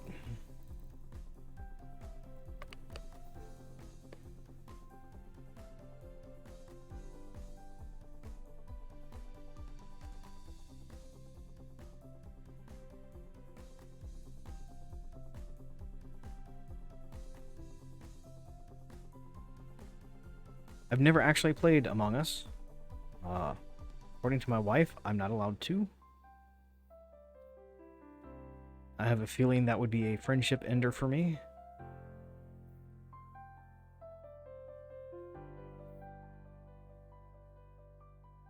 I do that joke, though. I don't think it would actually, like, ruin friendships for me.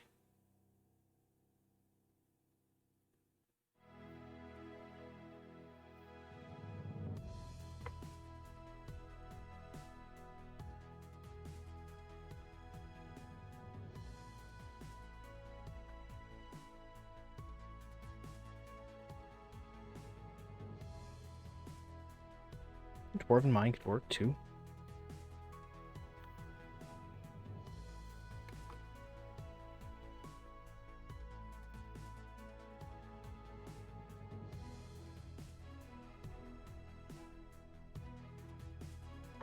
And that's one of the reasons why I don't like label my maps very much.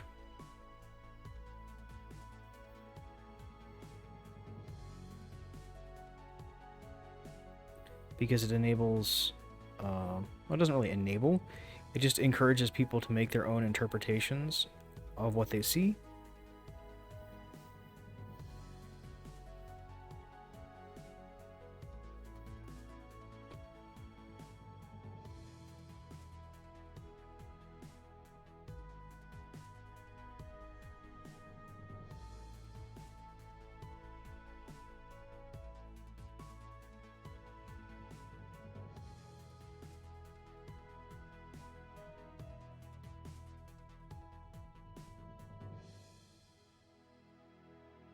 Yeah, it could be a little sharper.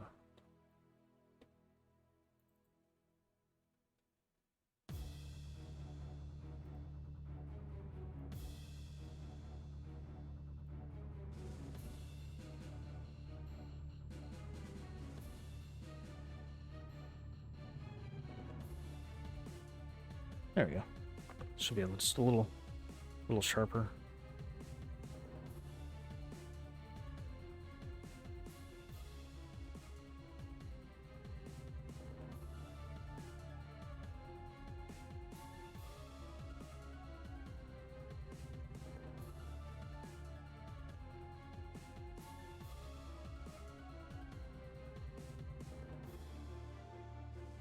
Mm-hmm. Oh, it also means I can recycle content like crazy.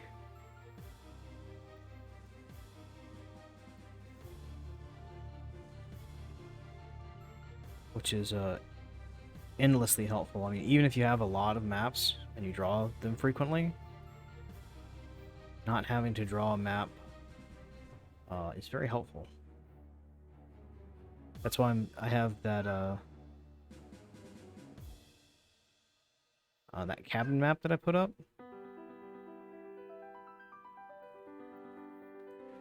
That's a project because I have 3 different cabins that are going to go on that map. One is the fantasy one, which I think is the one that you saw, and then the other one is a more sort of modern take on a cabin, and the other one is more like a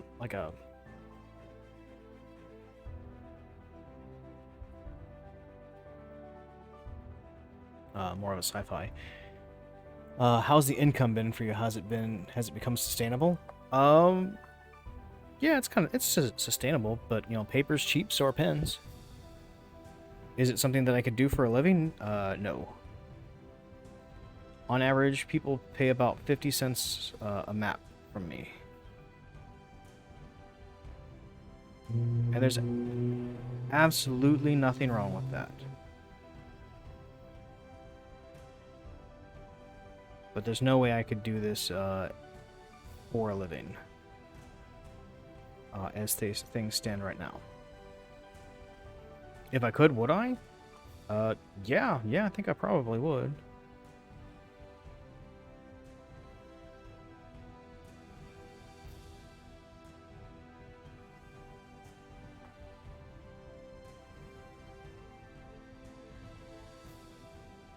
But I make enough to buy more books.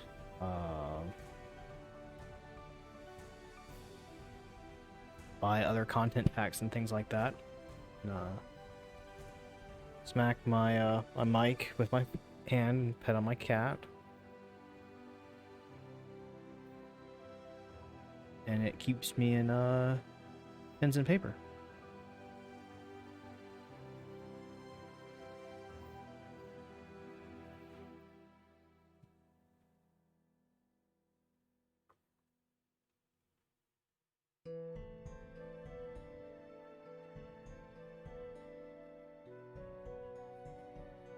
My cat, who has food down, is demanding something, but I'm not certain what.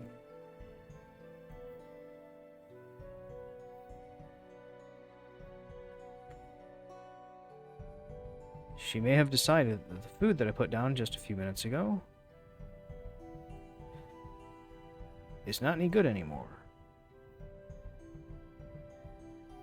Which means I need to go mix it up with a spoon for her.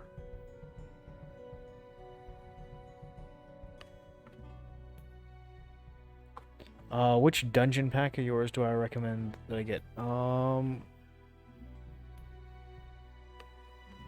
mean, any of them. They're, you know, it's pay what you want. Go grab all of them for free.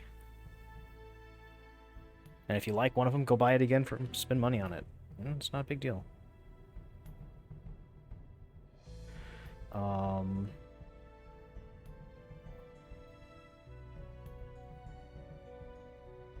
They all come with about, you know, 4 or 5 maps a piece.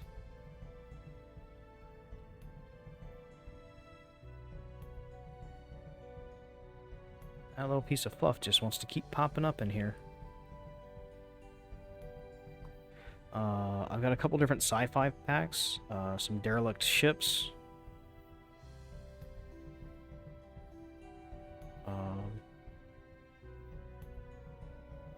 The forest pack and my desert pack are pretty, I think my swamp pack. Those are all pretty, like, generic enough to be useful for pretty much any, sort of setting.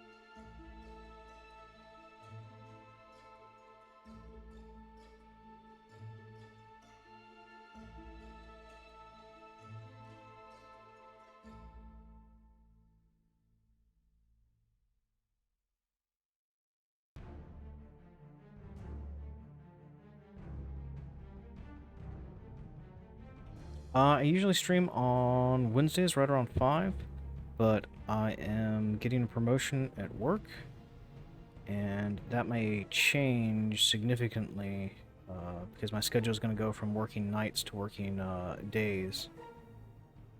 So, generally Wednesdays around 5. I'm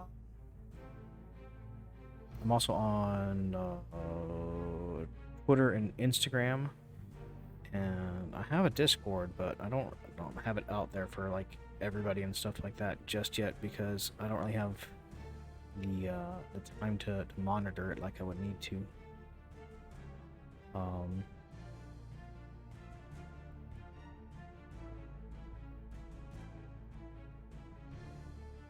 But thank you, and Buffy, thank you very much for coming out and spending some time with me. It was a pleasure to have you.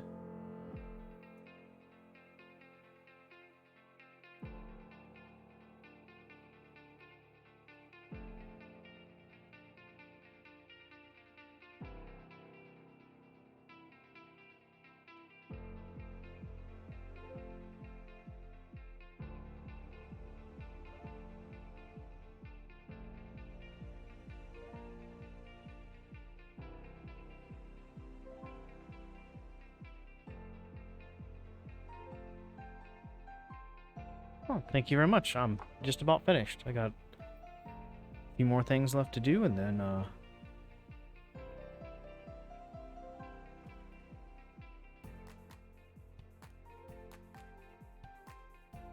whop it on the scanner and get rolling with it. This one's not going to get colored today.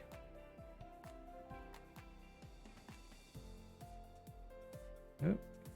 Get a little samey. So let's do some samey. There we go.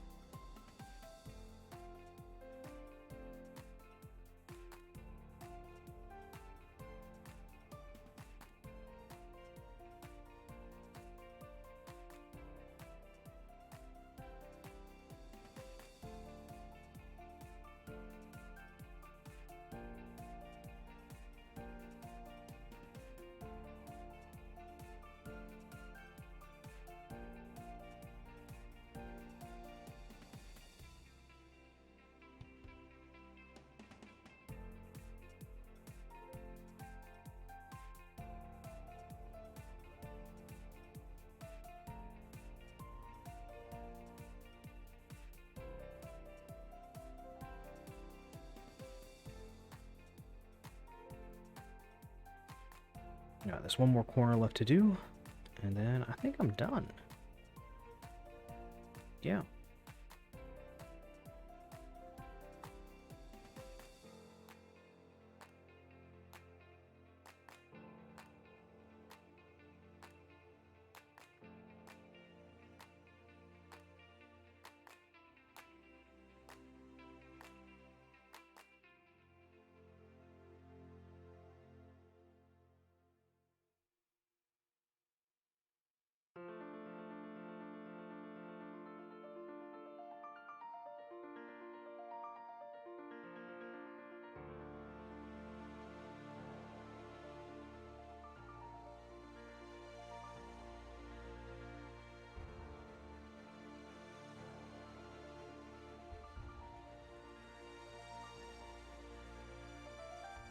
And we were down to one viewer. All right.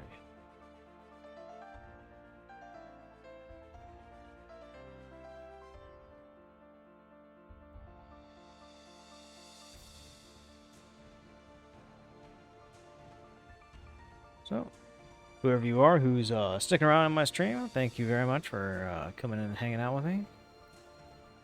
I'm going to be finishing this up here in just probably a few more minutes. I'll start thinking about closing down and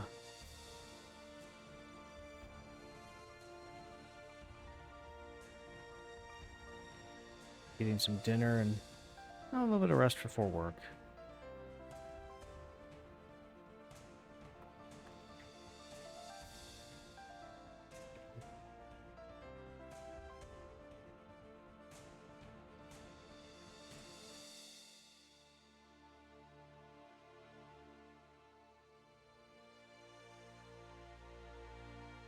But as always, y'all have been absolutely fantastic. If you like to see what I'm doing, you can of course get this map probably on social media, or I post pretty much everything I draw onto DriveThruRPG site there, and everything I post there is pay what you want. So absolutely 100% go grab this map for free. Don't feel any sort of guilt about it whatsoever. It's the whole purpose of what I'm doing. For those of you who like to support creators, I also have a Patreon where I post the same stuff. I don't really get any benefit out of that, aside from you get the knowledge that you are assisting me to constantly create free content for gamers.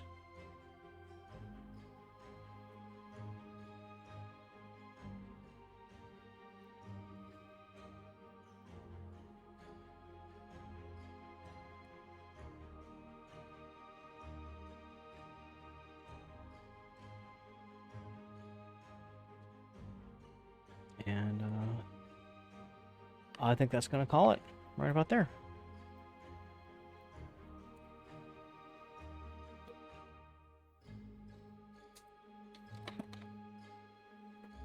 But y'all have been absolutely fantastic.